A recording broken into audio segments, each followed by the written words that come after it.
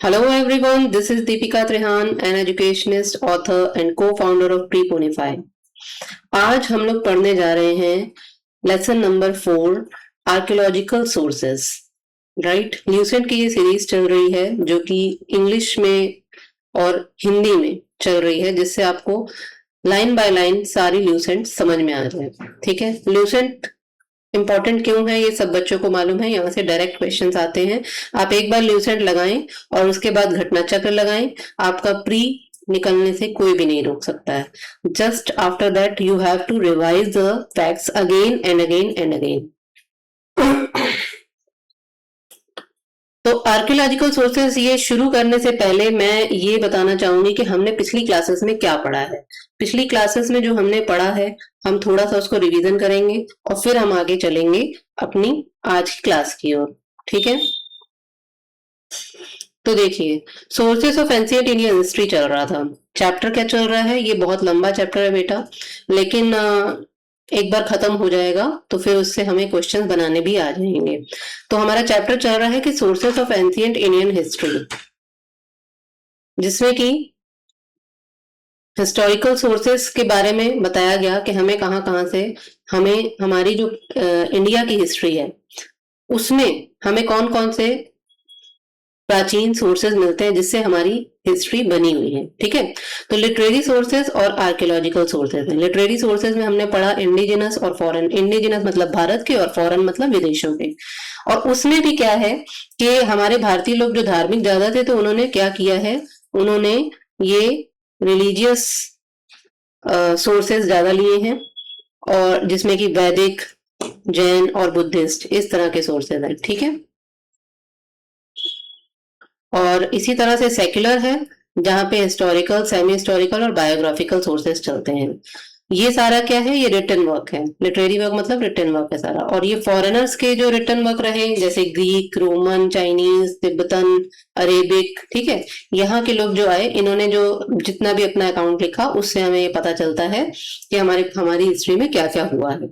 अब archaeological sources है, यही आज का चैप्टर है, यही हम पढ़ने जा रहे हैं कि जो भी खुदाई में मिलता है उसमें हम लोग उसके आधार पे हमारी हिस्ट्री को मेंटेन करते हैं। तो क्या लिखा है, sources obtain from excavations and remains, या तो खुदाई से या जो बचे कुछ अवशेष मिलते हैं कहीं ना कहीं वहां से। ठीक है, उसमें क्या है, पेंटिंग्स हैं, स्कल्पचर्स हैं, coins, inscriptions, monuments and seals. Mainly आज के चैप्टर में कॉइन्स रहेगा, इंस्क्रिप्शंस रहेंगे, ये सारे बहुत इंपॉर्टेंट हैं। ठीक है, बाकी चीजें उसमें आएंगी लेकिन मेन जो है कॉइन्स और इंस्क्रिप्शन ज्यादा बताए जाएंगे।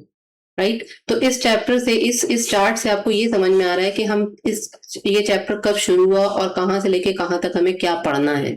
राइट, तो ये चार्ट बेहद इंपॉर्टेंट है इस चैप्टर को समझने के लिए। अब क्या है, अभी भी foreign sources of Indian history, जो इंडियन हिस्ट्री के पुराने सोर्स हम पढ़ रहे थे जो पिछले चैप्टर में पढ़े, मैं उसको रिवाइज कराने जा रही हूँ कि फॉरेन सोर्सेस ये पढ़े थे ना हमने। ये देखिए, पहले क्लास में मैंने इंडिजिनस बताए, दूसरी क्लास में मैंने फॉरेन बताए, आज आर्कियोलॉजिकल बताऊंगी। तो ये फॉरेन सोर्सेज जो हैं ये एक बार मैं आपको रिवाइज करा दे रही हूँ जो पिछली क्लास में पढ़ाया था। तो कौन कौन से राइटर्स थे हमारे पास, ग्रीक राइटर्स, चाइनीज राइटर्स और अरब राइटर्स। ठीक है, तो ग्रीक राइटर्स में कौन कौन से थे, हेरोडोटस थे जिन्होंने हिस्ट्रीज लिखी, सिटेसियस थे जिन्होंने इंडिका लिखी, मेगास्थनीज थे जिन्होंने इंडिका लिखी। बेटा ये सीधा सीधा चार्ट है, इसको लर्न कर लीजिए, सीधे सीधे सवाल आते हैं। मेगास्थनीज ने कौन सी बुक लिखी, सीधा सीधा पूछा गया है, कई बार पूछा गया है। और डायमेकस कौन थे, इन्होंने, ये ग्रीक एम्बेसडर थे, इन्होंने क्या लिखा इसका अकाउंट नहीं है। ठीक है, क्योंकि बुक्स खो गई थी। डायोनिसियस ने क्या लिखा ये भी नहीं पता, वो एक ग्रीक एम्बेसडर थे। तो यहाँ पे आप ये ध्यान रखें कि ये इनकी बुक्स के नेम नहीं है, ये खुद ग्रीक एम्बेसडर्स थे। तो एरियन ने क्या लिखा, इंडिका।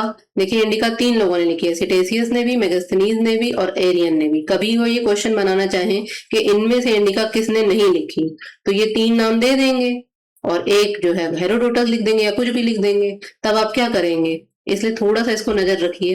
हालांकि इस तरह से अभी तक क्वेश्चन बन के नहीं आया है, डायरेक्ट ही सीधा ही क्वेश्चन पूछ रहे हैं, बट स्टिल थोड़ा सा माइंड में आप रखिए इसे। तो स्ट्रैबो ज्योग्राफी का उन्होंने लिखी, प्लिनी द एल्डर ने नेचुरल हिस्ट्री लिखी, टॉलमी ने ज्योग्राफिया लिखी। ठीक है, अब चाइनीज राइटर्स आए। चाइनीज राइटर में फायान था। फायान मैंने बताया था कि एफ से हम याद करेंगे, एफ, और यहाँ पे एफ के बाद आता है जी, यानी गुप्ताज। तो गुप्ताज के चंद्रगुप्त सेकंड, जो अपने आप को विक्रमादित्य कहते थे, तो उन्होंने उनके शासनकाल में फायान आए थे और फो को की उन्होंने बुक लिखी थी। बेटा ये तो तीनों क्वेश्चन इतने पूछे जाते हैं कि इनका मतलब आना ही आना है एक क्वेश्चन। ठीक है, वेन सांग, इन्होंने ये हर्षवर्धन के टाइम पे थे, आए थे, और इन्होंने सीयू की लिखी थी। इत सिंह इसी तरह से हर्षवर्धन के बाद के समय, पोस्ट हर्षवर्धन में आए थे, और इन्होंने जितने भी बुद्धिस्ट प्रैक्टिसेस की, बुद्धिस्ट प्रैक्टिसेस के ऊपर जितनी भी बुक्स थी, उनका उनके कंपाइलेशन की उन्होंने। ठीक है, और उनकी 2 बुक्स के नाम बहुत बड़े बड़े हैं, इसलिए ज्यादातर वो नहीं पूछे जाते हैं। बस यही पूछा जाता है कि इत सिंह किस टाइम आए, राइट। और राइटर ये कौन से हैं? अरब के राइटर हैं। सुलेमान, ये पाल प्रतिहार के टाइम पे आए थे, और सिलसिला उल त्वारिक इनकी बुक का नेम था। अल मसूदी, गुज्जर प्रतिहार किंग मलिपाल फर्स्ट, और मुरुज उल जहाब, ये उनकी बुक का नाम था। अल बरूनी बहुत पूछा जाता है, मोहम्मद गजनी के टाइम पे आए थे। तारीख हिंद और या किताबुल हिंद इन्होंने बुक लिखी थी। ठीक है, अब्दुल रज्जाक, उन्होंने ये देवराया सेकंड विजयनगर के टाइम पे आए थे, और मतला उस सदेन उनकी बुक का नाम है। इस बुक के आगे और भी वर्ड हैं, लेकिन शॉर्ट में इतना ही याद किया जाता है। इब्न बतूता मोरक्को से जो थे, वो मोहम्मद बिन तुगलक के टाइम पे आए थे, और उन्होंने रिहला लिखी थी। ये इब्न बतूता भी बहुत पूछा जाता है। ठीक है, इन्होंने ये जो रेड रेड लगा रखे हैं ना, ये देखिए, रेड का मतलब ही ये है कि ये बहुत पूछे गए हैं। इन 2 रेड का मतलब भी है बहुत पूछे गए हैं, इस रेड का मतलब भी है कि बहुत पूछा गया है। तो इस चार्ट में जो मोस्ट इंपॉर्टेंट है वो रेड में है, आप उन्हें देख लीजिए। और यही जो ऊपर के राइटर्स हैं, यहाँ मोस्ट इंपॉर्टेंट फॉर एग्जाम्स में नीचे दे दिए गए हैं। मैं सेम चीज है इसलिए रिपीट उसको दोबारा रिवाइज नहीं कर रही, बट आप इसको पॉज करके यहाँ पे एक बार पढ़ें, क्योंकि यही सवाल में आता है। ठीक है, और आई होप के साथ साथ आपको याद होता जा रहा है। नहीं याद हो रहा तो आप कमेंट में लिखिए, मैं नेक्स्ट बारी में समझा दूंगी, या इसका कोई शॉर्ट ले आऊंगी जिससे आपको लर्न भी हो जाए। ओके, चलिए फिर आज की क्लास शुरू करते हैं। आज की क्लास में क्या है? आज की क्लास शुरू होती है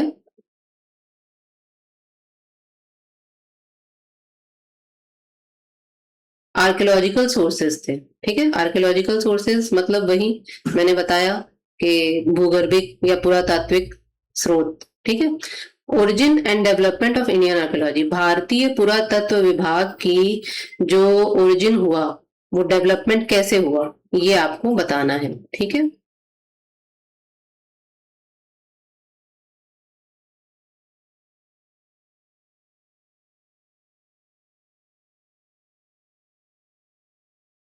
तो in India archaeology related activities had been started by Europeans. अब देखिए हमारे भारत में यहाँ ये जो यूरोपियंस थे, ये आए थे, तो इन्होंने ही ये सब शुरुआत की कि खुदाई करें, जाने, क्योंकि हमें तो हमारा फिर भी होता है ना, हम जिसके पास जो चीज है उसको उसकी कद्र नहीं है। लेकिन यूरोपियंस आए, उन्हें हमारे उसमें दिलचस्पी थी कि क्या है, कहाँ है, ये लोग कैसे हैं, वो और भी हमारे बारे में जानना चाहते थे। तो फिर उनके मन में ये आया कि चलिए ये शुरुआत करते हैं कि इनका पास्ट क्या था, इंडिया को पूरे अच्छे से समझते हैं। तो उन्होंने फिर ये शुरुआत की। Eminent orientalist Sir William Jones, देखिए ये बहुत इंपॉर्टेंट नाम है, सर विलियम जोन्स, बहुत बार पूछा भी गया है। Eminent orientalist Sir William Jones 1746 से 94 AD founded the Asiatic Society of Bengal. ठीक है, कैलकाटा इन 1784। ये पूरा इसी तरह से पूछा जाता है, पूरा ये फैक्ट ऐसे ही लिख के डायरेक्ट पूछा जाता है कि राइट है ये फैक्ट या रॉन्ग है। तो सर विलियम जोन्स कौन थे? उन्होंने एशियाटिक सोसाइटी ऑफ बंगाल बनाई थी कलकत्ता में 1784 एडी में। ठीक है, उनका काम यही था कि भारत की जो सांस्कृतिक विकास हो है और पुरातात्विक विकास है, उस सबको देखा जाए। तो उन्होंने काफी कुछ वर्क किया भारत के संस्कृति पे। In the beginning of the activities of the Asiatic Society were limited to language and literature. देखो मैंने कहा ना कि जो एशियाटिक सोसाइटी थी वो शुरुआत में सिर्फ और सिर्फ लैंग्वेज पे वर्क कर रही थी या फिर लिटरेचर पे वर्क कर रही थी भारत के। ठीक है, but soon the society had to take notice of archaeology, लेकिन बहुत जल्दी ही उनको आर्कियोलॉजी का भी नोटिस, मतलब आर्कियोलॉजी के बारे में भी उनके जानने के लिए उनको इच्छा हुई और वो इसमें कूद पड़े। A large number of inscriptions were collected but there was a big problem. अच्छा, इतने लार्ज नंबर में इंस्क्रिप्शंस मिले हम लोग को कि वो लोग के मन में इंटरेस्ट जाग गया कि भाई क्या है, क्या लिखा है, क्या है इनका इतिहास, क्या है ये, क्या चीजें मिल रही हैं। तो उन्होंने क्या किया, इसके बारे में जानने के बारे में सोचा। लेकिन एक बिग प्रॉब्लम क्या हो रही थी, these inscriptions could not be deciphered because of the ignorance of the script. लेकिन ये जो इंस्क्रिप्शंस मिल रहे थे, इनको वो डिसाइफर नहीं कर पा रहे थे। मतलब कि डिसाइफर करना मतलब उसको जान लेना, समझ लेना कि अंतर उसके मीनिंग क्या है। तो स्क्रिप्ट आपको सबको मालूम है, स्क्रिप्ट जैसे हम हमारी हिंदी देवनागरी स्क्रिप्ट में है, ठीक है, लिपि जिसको कहा जाता है। तो वर्ड्स जो लेटर्स होते हैं किसी भाषा के, वो किस तरह से किस फॉर्म में लिखे गए हैं उसको ही लिपि कहते हैं। तो जिस तरीके से वो वर्ड्स लिखे गए थे वो समझ में नहीं आते थे, तो उसको डिसाइफर करना, उसका मीनिंग अंदर का निकालना बड़ा मुश्किल था। This problem was solved by James Prinsep. ये प्रॉब्लम किसने सॉल्व की, जेम्स प्रिंसेप ने सॉल्व की। कब की, देखिए ये 1746 में उन्होंने शुरू किया, लेकिन 1799 में जेम्स प्रिंसेप आए, तब उन्होंने ये प्रॉब्लम सॉल्व की। A minister of Asiatic society and founding editor of the journal of the Asiatic society. ये जो एशियाटिक सोसाइटी थी, इसका जो ये अपने एक जर्नल निकाला करती थी, ठीक है, जर्नल मतलब जैसे पत्रिका निकाली थी, तो पत्रिका के हर एक के एडिटर होते हैं, जैसे न्यूज़पेपर के एडिटर्स होते हैं। तो वो ये उसके एडिटर भी थे, प्लस एक मंत्री भी थे वहां के, ठीक है। By decipherment of the Brahmi script in 1837 AD, after strenuous labour of 7 years, 7 साल की कड़े मेहनत के बाद 1837 एडी में उन्होंने इस स्क्रिप्ट को डिसाइफर किया, जिसका नाम उन्होंने क्या रखा, ब्राह्मी स्क्रिप्ट। तो ब्राह्मी स्क्रिप्ट जो है डिसाइफर हो गई, ठीक है, जो हमें इंस्क्रिप्शंस पे मिल रही थी। And after that he succeeded to decipher Ashokan inscriptions. उसके बाद फिर क्या हुआ, फिर जहां जहां अशोक के इंस्क्रिप्शन मिलते गए, एक जैसे लेटर्स मिलते गए, तो उन्होंने सारा लैंग्वेज समझ ली कि वो क्या कहना चाह रहे हैं, ठीक है। He also deciphered Kharosthi script. उन्होंने ब्राह्मी स्क्रिप्ट तो डिसाइफर की ही, साथ में खरोष्टी स्क्रिप्ट को भी डिसाइफर किया, ठीक है। अब ये जॉर्ज टर्नर कौन थे, 1799 में ये आए थे, 1842 तक ये भी चले। तो George Turner an officer of Ceylon Sri Lanka civil service, ठीक है। मतलब जो श्रीलंका है उसको इस समय सिलोन कहा जाता था। तो सिलोन सिविल सर्विस में जो ऑफिसर थे George Turner, take forward the research, उन्होंने इस रिसर्च को आगे बढ़ाया, research work regarding Indian archaeology, ठीक है, इंडियन आर्कियोलॉजी से रिलेटेड जो भी वर्क था उन्होंने उसको आगे बढ़ाया। By the identification of Priyadarshi with Mauryan king Ashoka as mentioned in the ancient Buddhist text. तो उन्होंने क्या किया, ये जो आर्कियोलॉजी मिल रही थी, ये जो इंस्क्रिप्शंस मिल रहे थे, इसी को उन्होंने आगे बढ़ाते हुए जो मौर्य किंग अशोक हैं उनका आइडेंटिफिकेशन कर लिया, क्योंकि उनके अलग अलग जगह पे, भाई अशोक के बहुत सारे इंस्क्रिप्शन थे, तो किसी जगह उनको पियादासी बोला गया है, किसी जगह प्रियदर्शी बोला गया है, ठीक है। तो अलग अलग नाम से उनको पुकारा जाता था, लेकिन लैंग्वेज हमारे पास थी नहीं। जब लैंग्वेज डिसाइफर हुई तो उन्होंने ये सारे नाम को एक मतलब निकाला कि हाँ भाई मौर्यन किंग अशोक जो थे वो ही पियादासी थे। तो बुद्धिस्ट टेक्स्ट में ऐसा ही बताया गया है, ठीक है। और ये क्वेश्चन भी इंपॉर्टेंट है कि कहा जाता है कि भी पियादासी किसको कहा जाता था, तो आंसर आता है अशोक, ठीक है। सर अलेक्जेंडर कनिंगम कौन थे, ब्रिटिश आर्मी इंजीनियर। तो ब्रिटिश आर्मी के वो इंजीनियर थे, डेप्यूटेड इन बंगाल में उनको डिप्लॉय किया गया था, यानी कि बंगाल में वर्क करते थे। Was very helpful in explanation work of James Prinsep. तो जेम्स प्रिंसेप ने जो ये लिपि उन्होंने डिसाइफर की थी, ब्राह्मी स्क्रिप्ट और साथ में खरोष्टी स्क्रिप्ट, उसको उनके वर्क में, एक्सप्लेनेशन के वर्क में ये बहुत ज्यादा हेल्पफुल रहते थे, सर अलेक्जेंडर कनिंगम, ठीक है। तो क्या हुआ, सर अलेक्जेंडर कनिंगम 1861 से 1885 AD was appointed archaeological surveyor at the Archaeological Survey of India, ठीक है, Archaeological Survey of India, New Delhi. ये कब बना था, founded in 1861 during the reign of Governor General and Viceroy of Lord Canning. देखिए, जब हमारे भारत के गवर्नर जनरल और वायसराय लॉर्ड कैनिंग थे, ठीक है, ये पूरी बेटा इसमें से जितनी लाइनें बोल रही, जितने वर्ड्स बोल रही, सब इंपॉर्टेंट है, सब पूछे जाते हैं। Governor general viceroy Lord Canning, जो जिन्होंने 1861 में एक ये इनका शासन चल रहा था उस समय, न्यू दिल्ली में आर्कियोलॉजिकल सर्वे ऑफ इंडिया का जो डिपार्टमेंट था उसमें अलेक्जेंडर कनिंघम क्या थे, आर्कियोलॉजिकल सर्वेयर थे, यानी इनकी पोस्ट का नाम ये था। ठीक है, फिर क्या हुआ, Cunningham led the foundation, Cunningham ने एक फाउंडेशन रखी of the Indian archaeology. Indian archaeology की फाउंडेशन किसने रखी, किसने नींव रखी, कनिंघम ने, by his intensive research in the field of explorations and excavations. यानी कि अब उनको एक मतलब जिद चढ़ गई, छोटी छोटी चीजें मिली, छोटी छोटी चीजें डिसाइफर्ड हो गई, तो उन्होंने कहा कि भाई अब एक्सप्लोर करेंगे और खुदाई करेंगे। ठीक है, एक्सकेवेशन मतलब खुदाई करना, और उन्होंने बहुत रिसर्च किया, और इसीलिए उनको कहा जाता है क्या, इसीलिए उनको कहा जाता है father of Indian archaeology. For his great contribution to Indian archaeology Sir Alexander Cunningham is called the father of Indian archaeology.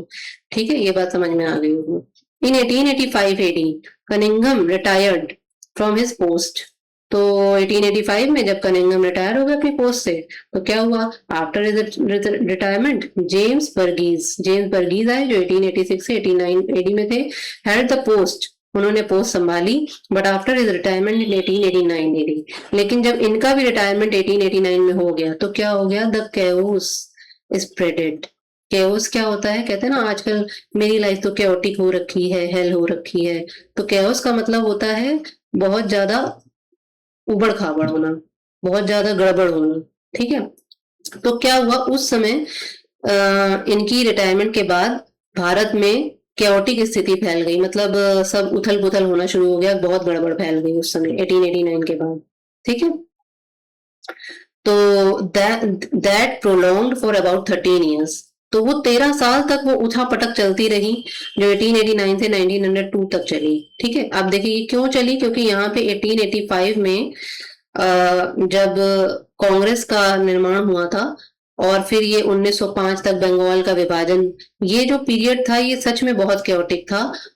भारतीय राजनीति में उठापटक का ये क्षेत्र रहा, इसीलिए जो है ये टाइम पर ज्यादा आर्कियोलॉजिकल वर्क नहीं हो पाया। ठीक है, तो फिर क्या हुआ,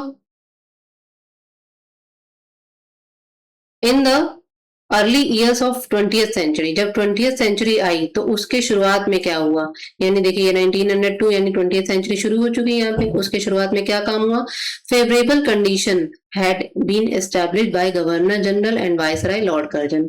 अब लॉर्ड कर्जन आ गए, यही देखिए 1902 से मैंने कहा था 1905 इन्होंने ही जो है लॉर्ड कर्जन ने बंगाल का विभाजन किया था। तो लॉर्ड कर्जन जब आए तो उन्होंने सारी कंडीशन संभाल ली, सारी कंडीशन संभाल के अपनी फेवर में कर ली। जब फेवर में कर ली तो फिर उनके हाथ में सत्ता आ गई, यानी कि सब लोग उनके हाथ में आ गए, तो वो शांति स्थापित हो गई। शांति स्थापना की वजह से फिर उन्होंने अपना काम शुरू किया, और फिर उन्होंने क्या किया, he set up a separate department of archaeology, एक अलग डिपार्टमेंट उन्होंने आर्कियोलॉजी का स्थापित किया, और उसका जो हेड था उसको अपॉइंट किया, किसको, सर जॉन मार्शल को। ठीक है, सर जॉन मार्शल को हेड स्थापित किया उन्होंने as the Director General of Archaeological Survey of India. जो आर्कियोलॉजिकल सर्वे ऑफ इंडिया बना था 1902 से 28 में 1902 में बना था आर्कियोलॉजिकल सर्वे ऑफ इंडिया, उसका हेड किसको बनाया, उसका डायरेक्टर जनरल किसको बनाया, जॉन मार्शल को। ये भी बेटा क्वेश्चन आता है। Marshall held this post for 26 years, अब 26 साल तक उन्होंने ये पोस्ट संभाली, और अब 26 सालों में उन्होंने पूरा अच्छे से आर्कियोलॉजिकल विभाग को आगे लेके गए 28 तक, 1902 से 1928 एडी तक। ठीक है, अब यहाँ ये सारा पीरियड, ये इतना पीरियड सब क्या है, फ्रीडम स्ट्रगल का सारा पीरियड है। इधर से फ्रीडम स्ट्रगल चल रहा था और उधर से आर्कियोलॉजिकल सर्वेज हो रहे थे। अब सर जॉन मार्शल आए, सर जॉन मार्शल ने क्या किया, सर जॉन मार्शल ने कहा with the help of his associates, अपने सहयोगियों की सहायता से उन्होंने क्या किया। अच्छा, इनके सहयोगी कौन कौन थे, दयाराम साहनी थे। दयाराम साहनी ने किसकी डिस्कवरी की, हड़प्पा की। सीधा क्वेश्चन आता है, हड़प्पा की डिस्कवरी किसने की, दयाराम साहनी ने 1921 में। राखाल दास बनर्जी, डिस्कवरी ऑफ मोहनजोदड़ो, सीधा क्वेश्चन आता है, मोहनजोदड़ो की डिस्कवरी राखाल दास बनर्जी। अर्नेस्ट मैके, ये भी क्वेश्चन आता है, चंद हुदड़ो की इन्होंने की। ऑरेल स्टेन इन्होंने सुतका वेंडोर की 1927 में, ठीक है। Succeeded firstly to bring to light the ruins of ancient cities. तो जो पुरानी सिटीज थी उनके जो खंडहर थे, र्यून्स थे, ठीक है, उसको उस पे उन्होंने प्रॉपर प्रकाश डाला, उसके बारे में काफी जानकारी ली। तो इन्होंने अपने ये सारे जितने भी सहायक कर्मचारी थे, 4 लोग, इनसे इन्होंने काफी सारी चीजों के बारे में पता लगाया। The formal announcement of discovery of Indus civilisation was made in 1924 by Sir John Marshall. Sir John Marshall head थे, तो इन्होंने क्या किया कि एक फॉर्मल अनाउंसमेंट की, किसकी, कि भाई इंडस सिविलाइजेशन प्राप्त की गई है। इंडस सिविलाइजेशन 1924 में मिली थी, तो उन्होंने फाइनल इसके बारे में घोषणा कर दी। Revealing of Indus civilisation change the stream of इस हिस्ट्री। तो हिस्ट्री की जो धारा है वो पूरी बदल गई इंडस सिविलाइजेशन को मिलने के बाद, क्योंकि सभी देशों की, सभी जगहों की सिविलाइजेशन थी, मिली थी, लेकिन भारत की मिल गई, ये एक बड़ी बात हो गई, बड़ी नई खोज हो गई। फिर क्या हुआ, in other words it was turning point in Indian history. तो इंडियन हिस्ट्री का ये एक टर्निंग पॉइंट था। Now India was placed on global map. अब ग्लोबल मैप पे हमारा इंडिया आ गया। क्यों? क्योंकि जहां जहां आर्कियोलॉजिकल साइट्स पाई गई थी, मीन टू से जहां जहां सिविलाइजेशंस पाई गई थी, तो उस पे पूरे वर्ल्ड की नजर रहती थी कि कहाँ कहाँ पाई गई। अब उसमें एक भारत भी आ गया, because it had antique civilisation. क्योंकि क्यों ये इसका नाम ग्लोबल मैप पे आ गया, क्योंकि इसकी जो सिविलाइजेशन थी बड़ी एंटीक थी, बड़ी अलग तरीके की, पुराने जमाने की जैसे होती है वैसी थी। लाइक क्या कह रहे हैं, because it had antique civilisation like Iraq, Mesopotamian civilisation. बेटा पीछे से कोई नॉइस आए तो आप उसको बिल्कुल अवॉइड करें और फोकस अपना यहीं पे बनाकर रखें, ठीक है। All right, because it had antique civilisation like Iraq, Mesopotamian civilisation, ठीक है। तो इजिप्ट, तो मेसोपोटामिया की जो सिविलाइजेशन है वो इराक में थी। इजिप्ट में इजिप्टियन सिविलाइजेशन थी, चाइना में चाइनीज सिविलाइजेशन थी। बस इराक में ही जो है अलग नाम से मेसोपोटामिया होता है बेटा, तो मेसोपोटामियन सिविलाइजेशन इराक में मिली थी। तो ये जिस तरह की ये यूनिक थी, उसी तरह से इंडिया की भी यूनिक सिविलाइजेशन थी। बिफोर मार्शल के अनाउंसमेंट करने से पहले ही it was believed that civilisation in India began with Vedic Aryans.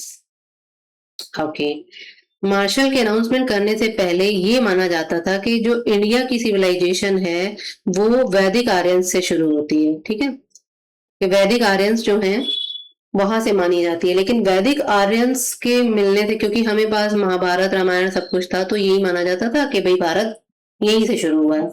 लेकिन जब हमें ये मिल गई, कौन सी सिविलाइजेशन मिल गई हमें, इंडस सिविलाइजेशन, तब पता चला कि नहीं, इससे वैदिक से पहले, जो आर्यों से पहले इंडस सिविलाइजेशन नाम की भी कोई सिविलाइजेशन यहाँ थी। The finding of the remains of Indus civilisation discovered this belief. तो finding of the remains of Indus civilisation disprove this belief. तो जो जब ये इंडस सिविलाइजेशन मिली हमें, तो उससे हमें ये जो धारणा बनी हुई थी कि भाई वैदिक आर्यन से हमारी शुरुआत हुई है, वो खत्म हो गई। Now the beginning of civilisation of in India,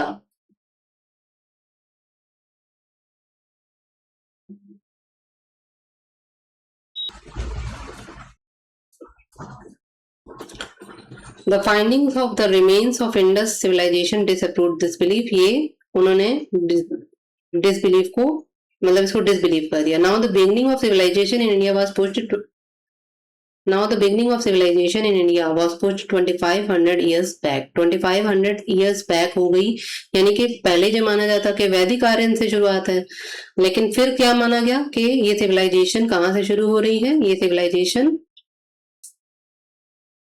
Indus civilisation से शुरू हो रही है। यानी कि 2500 साल इसको पीछे कर दिया गया, यानी कि 2500 साल और पहले भारत में सभ्यता शुरू होती है। यानी कितनी पुरानी सभ्यता है हमारी। In this way the antiquity of Indian civilisation was establish. इस तरह से भारत की एंटिक्विटी एस्टेब्लिश होती है, ठीक है। The names of successors of sir John martial. अब जॉन मार्शल के सक्सेसर कौन आए, मतलब ये काम उन्होंने आगे जो बढ़ाने वाले कौन थे उनके successor, H Hargreaves 1928-31, Dayaram Sahni 1931 से 35 एडी, जेपी ब्लैकिस्टन 1935 से 37 एडी, एएन दीक्षित 1937 से 44 एडी, मोर टाइमर व्हीलर 1944 से 48 एडी एंड एनपी चक्रवर्ती 1948 से 50 एडी। ये लोग कुछ इनके सर जॉन मार्शल के सक्सेसर्स थे। ठीक है, अब ये जितना हमने पढ़ा कि कौन कौन था, ये सारे इस चार्ट में लिखा हुआ है। तो एक छोटा सा क्विक रिवीजन फटाफट साथ के साथ ले लेते हैं कि 1784 में कौन आए? सर विलियम जोन्स आए। सर विलियम जोन्स ने क्या किया? एशियाटिक सोसाइटी ऑफ बंगाल की स्थापना की। और इसके साथ साथ क्या किया? इंडियन हिस्टोरिकल स्टडीज की बारे में उन्होंने पढ़ने की, जानकारी लेने की फाउंडेशन नींव रखी। फिर 1837 में, देखिए 1784 से शुरुआत हुई है, 1837 में जेम्स प्रिंसेप आए। जेम्स प्रिंसेप कौन थे? ग्रेट एपिग्राफिस्ट एंड न्यूमिज्मेटिस्ट थे। न्यूमिज्मेटिस्ट अभी आगे बताया जाएगा क्या है। Deciphered Brahmi and Kharoshthi script, इन्होंने ब्राह्मी और खरोष्ठी स्क्रिप्ट को डिसाइफर किया। रीड अशोकन इंस्क्रिप्शन, इसी वजह से अशोकन इंस्क्रिप्शन हम लोग पढ़ पाए। फिर 1861 में कौन आए? अलेक्जेंडर कनिंघम आए, first director General of ASI, founded archaeological Survey of India in 1861। ठीक है, आर्कियोलॉजिकल सर्वे ऑफ इंडिया का इनको वो बनाया गया था सर्वेयर, और known as father of Indian archaeology इनको कहा जाता है।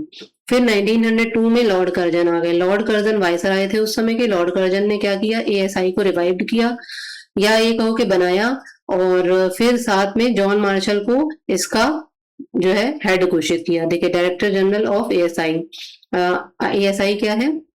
Archaeological Survey of India. ठीक है, उसके जो डायरेक्टर जनरल जॉन मार्शल थे, कंडक्टेड साइंटिफिक एक्सकवेशन, और उन्होंने पूरे साइंटिफिकली खुदाइयां शुरू की। Discovered sites of Harappan civilisation, Harappan civilisation, Indus civilisation, सब इन्होंने ही फिर खोजा।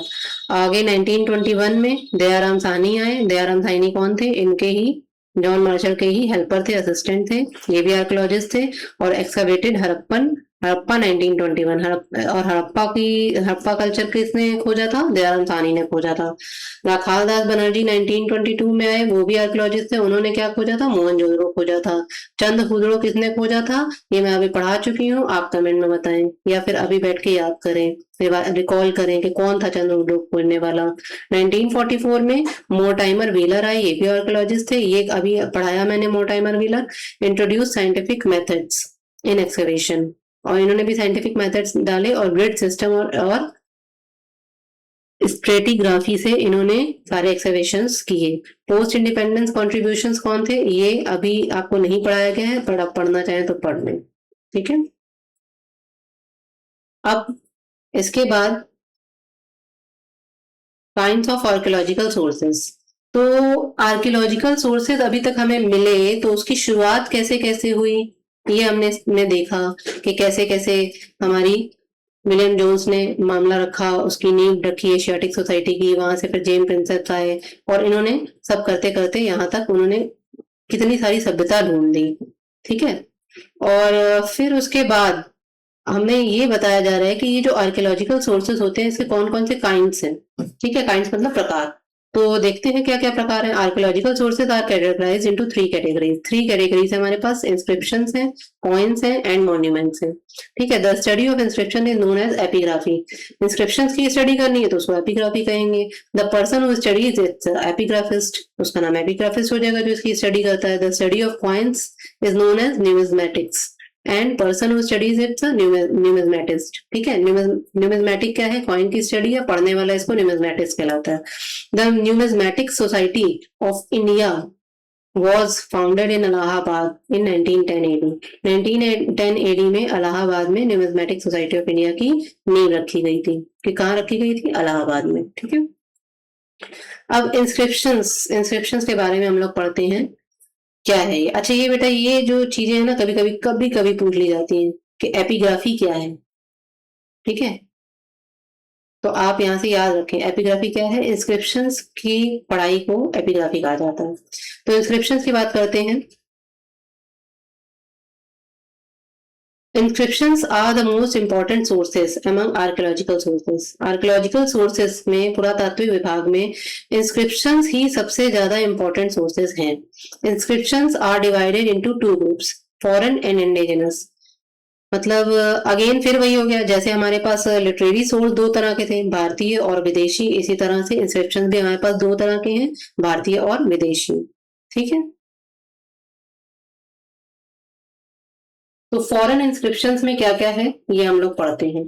ठीक है.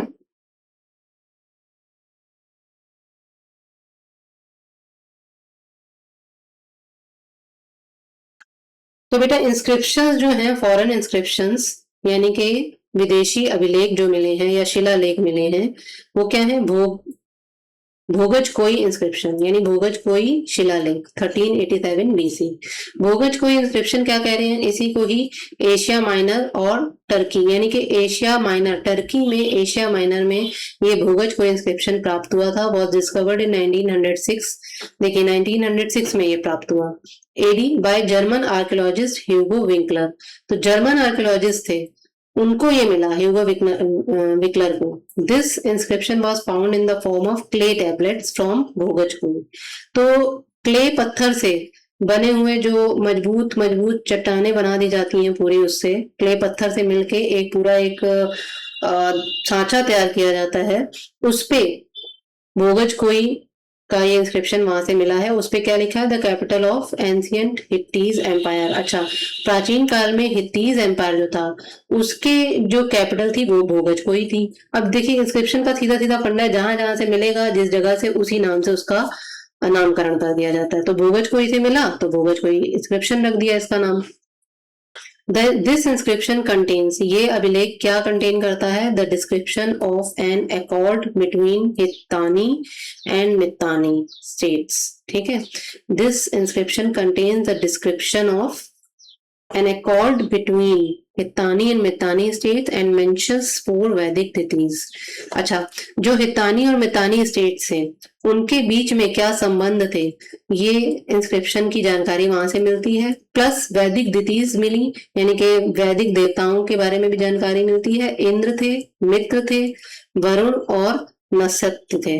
ये सवाल बेटा आता है. ठीक है. इन्हीं को अश्विनी कुमार कहा जाता है, इंद्र, मित्र, वरुण, नसत्य. और ये पूछा जाता है कि ये कहाँ मिले, कौन कौन से थे. तो आपके उसमें कभी कभी दूसरा नाम भी डाल देते हैं कि जैसे मान लीजिए वरुण डाल दिया, है ना, तो आप कहेंगे हाँ वरुण भी थे. तो ऐसा नहीं है. इंद्र, मित्र, वरुण, वरुण तो खैर है, सॉरी, जैसे अग्निदेव डाल दिया, है ना, तो वो नहीं है उसमें. ठीक है. As guard deities of accord. ठीक है. और ये गार्ड दितीज के रूप में, मतलब रक्षात्मक देवता थे ये ऐसा माना जाता था उस समय. दीज गॉड्स और आल्सो मेंशन इन ऋग्वेद. अब यही जो है गॉड्स जो है हमारे ऋग्वेद में भी पाए जाते हैं. ठीक है. अब ये देखिए कहाँ जाके ये भोगज कोई और कहाँ हमारा भारत का ऋग्वेद, लेकिन दोनों में समानता है कि यहाँ पे वैदिक तिथिज पाई गई हैं. इसलिए ये हमारे लिए इंपॉर्टेंट हो जाता है, क्योंकि यहाँ से हमें किसकी हिस्ट्री मिल रही है, इंडिया की हिस्ट्री मिल रही है. दस भोगज को inscription prove that Asia minor was the original homeland of the Aryans. तो ये इसीलिए माना जाता है, कहते हैं ना कि आर्यंस जो है मिड एशिया से आए थे, तो इसीलिए मिड एशिया को मिड एशिया वाली ये जो हमारी धारणा ये कहाँ से प्रूफ होती है, भोगज को इंस्क्रिप्शन से प्रूफ होती है कि एशिया माइनर से आर्यंस यहाँ आए थे, फिर धीरे धीरे भारत में बस गए. In other words it confirms the central Asian theory. वही देखिए सेंट्रल एशिया, मैंने बोला ना सेंट्रल एशिया से आए थे आर्यंस जो भारत में बस गए. It indicates the transition of Aryans from Central Asia to India via Iran. यानी कि ये रहा हमारा ईरान से आगे मिड एशिया. मिड एशिया में यहाँ वो रहते थे, फिर यहाँ से ऐसे बढ़ते हुए वो यहाँ ईरान तक आए, और ईरान से होते हुए फिर आगे अफगानिस्तान और पाकिस्तान पार करते करते यहाँ भारत में आ गए और यहीं पर बस गए. क्योंकि वो ये कहते हैं कि हम आ रहे हैं, हम श्रेष्ठ हैं, और हमने श्रेष्ठ भूमि को खोए लिया धरती पर, और भारत को ही श्रेष्ठ भूमि माना जाता है. और इस श्रेष्ठ भूमि पे फिर उन्होंने क्या किया, बहुत सारा तप किया और इस भूमि को और भी श्रेष्ठ बनाया. ठीक है. ये आर्यंस की स्टोरी है जो कहा जाता है सेंट्रल एशियन थ्योरी.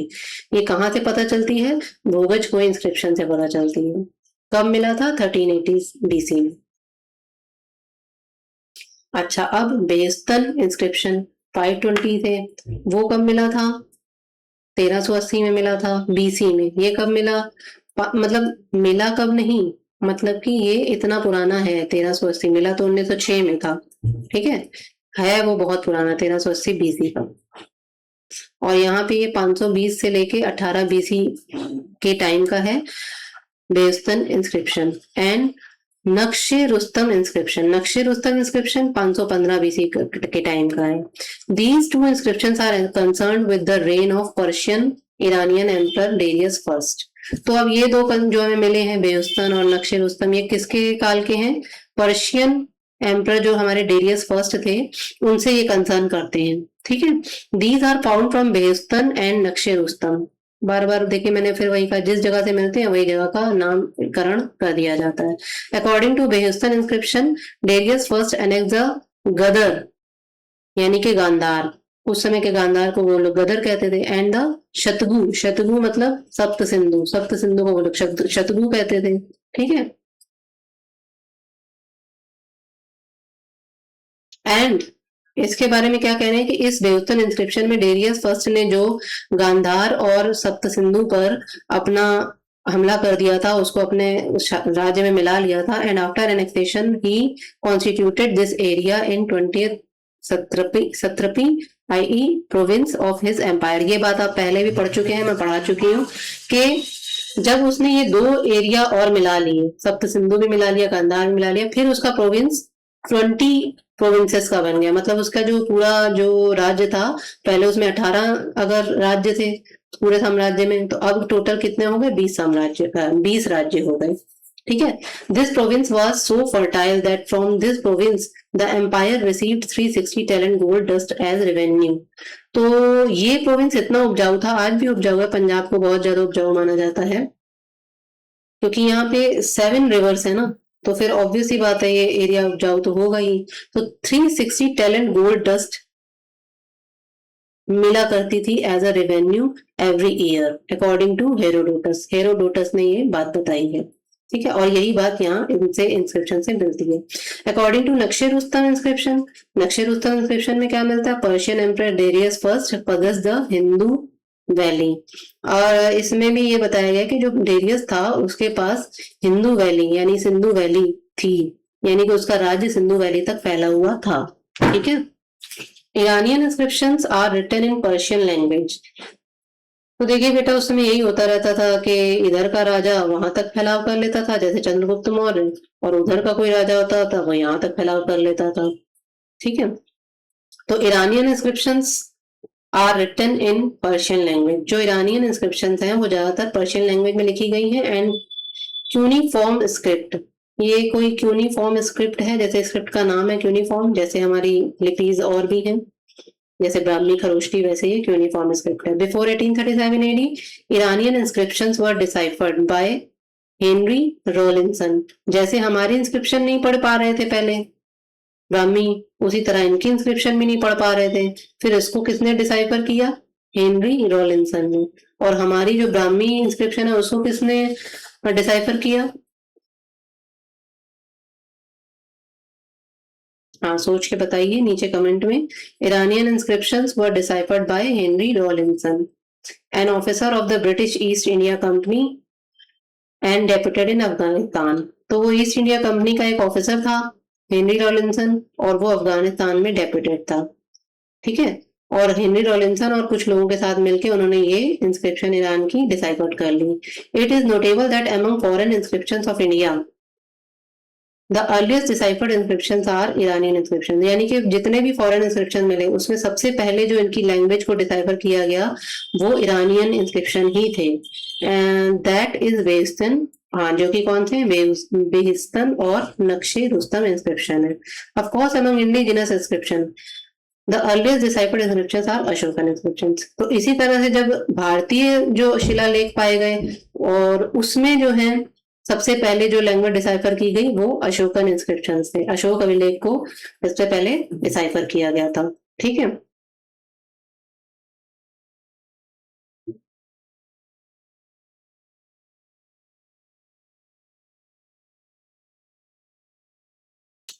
ये देखिए जेम्स प्रिंसेप थे जिन्होंने ब्राह्मी और खरोष्टी स्क्रिप्ट्स को क्या किया था, डिसाइफर किया था। यहीं के साथ साथ याद करते चलिए कि इंडिया में जो अशोकन स्क्रिप्ट्स मिले थे उसको ब्राह्मी और खरोष्टी में वो लिखे थे, उनको जेम्स प्रिंसेप ने डिसाइफर किया था। ठीक है, क्योंकि हमारे भारत में प्रिंस लोग ज्यादा चला करते थे ना, तो प्रिंस ये हमारे पास ही आए थे, तो जेम्स प्रिंसेप ने भारतीय ब्राह्मी और खरोष्टी को डिसाइफर किया था। ठीक है, और इसी तरह से ये अफगानिस्तान में मिले, तो अफगानिस्तान में किसने सबसे पहले डिसाइफर किया था, हेनरी रॉलिंसन ने।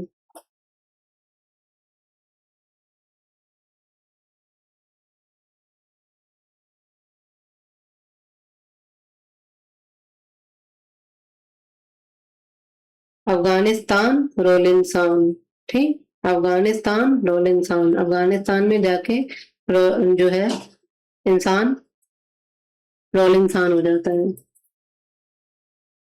तो यहाँ से आप याद कर लें, हेनरी रॉलिंसन क्या है, अफगानिस्तान। अब क्या है, अब इंडिजिनस इंस्क्रिप्शंस मिल रहे हैं। अब हम लोग अभी तक पहले हम फॉरेन के पढ़ रहे थे, फॉरेन में हमने कौन कौन से इंस्क्रिप्शंस पढ़े, भोज भोगज खोई इंस्क्रिप्शन पढ़ा, फिर कौन सा इंस्क्रिप्शन पढ़ा, फिर हमने बेहुस्तान इंस्क्रिप्शन और नक्शे रुस्तम इंस्क्रिप्शन पढ़े। यानी कि 3 इंस्क्रिप्शन हम लोगों ने पढ़े, 2 तो खैर एक ही जगह से हैं। ठीक है, अब भारत के आ गए। भारत में कौन से, सब some scholars believe that the tradition of inscription inscribing in carving in India had been begun before coming of modern king Ashoka. Some scholars believe that the tradition of inscription inscribing in India had begun before coming of modern King Ashoka. They present 2 inscriptions as proof of their belief. अच्छा, ज्यादातर लोग ये मानते हैं भाई अशोक को ही सबसे पहले डिसाइफर किया गया था, अशोक के ही मिले थे सबसे पहले, तो लोग सोचते हैं यहीं से शुरुआत है, लेकिन यहाँ से शुरुआत नहीं है। तो सम स्कॉलर्स ये बिलीव करते हैं कि जो ये इंस्क्रिप्शंस हमें मिले जिनपे इंस्क्राइब किया होता है, इंस्क्राइब मतलब एनकाव, एनकाव मतलब पत्थर को तोड़ तोड़ के खोद के छोटा छोटा उस पे वर्ड्स उकेरे जाते हैं। ठीक है, उसी को ही एनकाविंग कहते हैं। तो मॉडर्न किंग अशोक से ये स्टार्टेड नहीं है। इसको, इस बात को प्रूव करने के लिए वो 2 इंस्क्रिप्शंस बताते हैं जो मॉडर्न किंग से पहले के हैं। वो कौन से हैं, विप्रवा और बुद्धिस्ट यन और पॉट इंस्क्रिप्शन। ठीक है, ये एक ही बात है, यन और पॉट, इसको एक ही बात कहा जाता है। ये इस तरह के कुछ लंबे लंबे पॉट होते हैं। ठीक है, ऐसे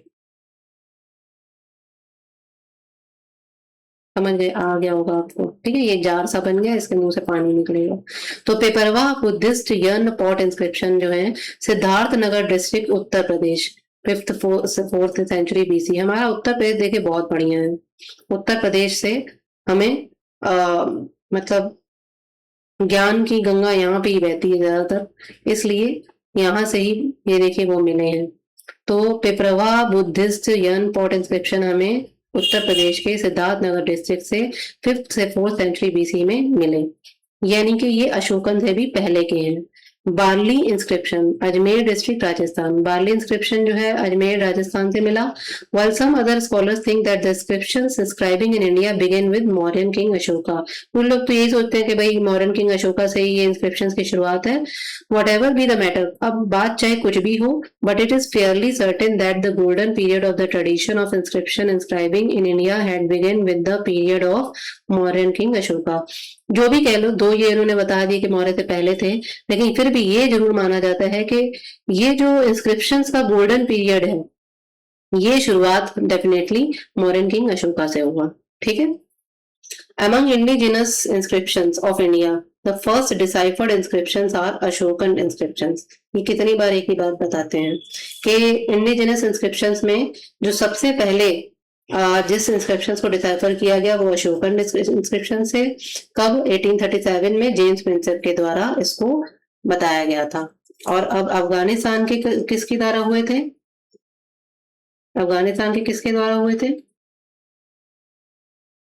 हाँ ऐसे ही याद करना आपको बार बार, इंसान, अफगानिस्तान रोल इंसान।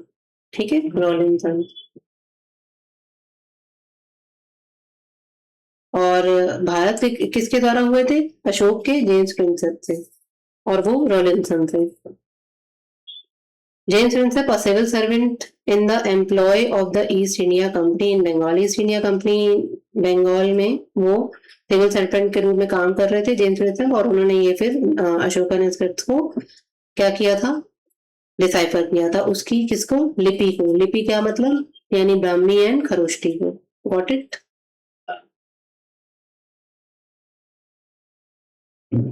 अब नॉर्थ इंडियन इंस्क्रिप्शंस और मौर्यन इंस्क्रिप्शंस। अब नॉर्थ इंडिया में ही ज्यादा इंस्क्रिप्शन इनों के मौर्य साम्राज्य के पाए गए थे, हालांकि साउथ में भी कुछ मिले थे, बट यहाँ प्रॉपर नॉर्थ इंडिया में ज्यादा मिले, इसलिए यहाँ से हम पहले नॉर्थ इंडियन इंस्क्रिप्शंस पढ़ते हैं।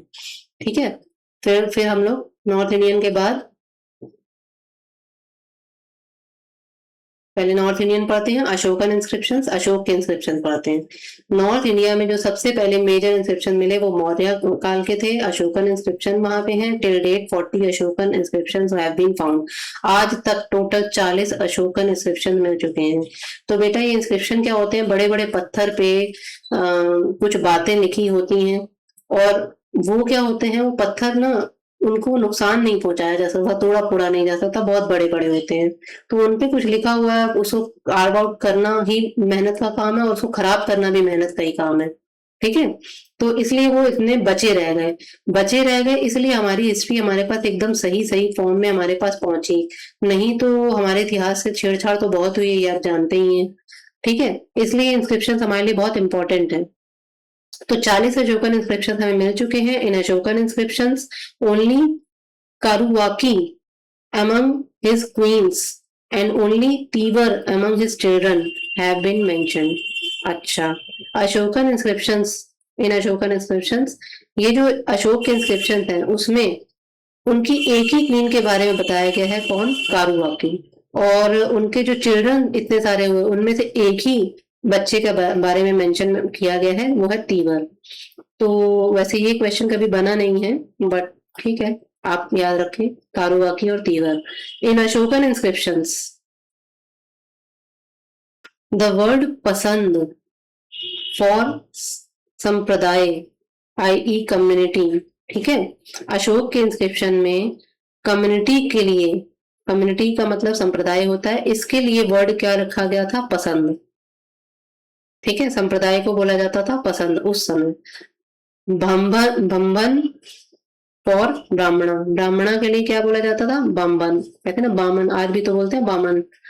And Nigrath for Nigranth, Nirgranth, i.e. Jain have used. तो जैन वर्ड जो है निर्ग्रंथ, उसको निग्रथ बोला जाता था।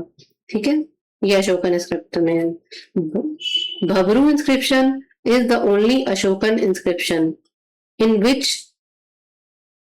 बोथ्रो फिंडन, यानी कि बेलमती, i.e. Writing like piece of an aux.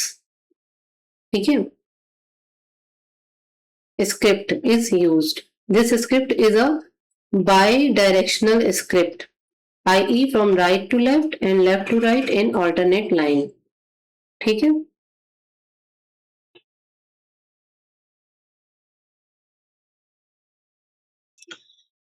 तो Bhabru inscription is the only Ashokan inscription in which boustrophedon script is used. ठीक है, ये बूस्ट्रोफिडोन स्क्रिप्ट यूज की गई है। तो भबरू इंस्क्रिप्शन अशोका इंस्क्रिप्शन का एक ऐसा अकेला इंस्क्रिप्शन है। Bhabru inscription is the only Ashokan inscription. Bhabru inscription एक अकेला ऐसा अशोकन इंस्क्रिप्शन है जिसमें बूस्ट्रोफिडोन स्क्रिप्ट यूज की गई है। अब बूस्ट्रोफिडोन स्क्रिप्शन क्या होती, मतलब बूस्ट्रोफिडोन स्क्रिप्ट क्या होती है, बेलमती। ठीक है, यानी बेलमती इसको हिंदी में कहा जाता है, i.e. राइटिंग लाइक, ये बेटा पिस नहीं है, यहाँ पे प्लोइंग होगा, राइटिंग लाइक पिस, writing like plough of an aux.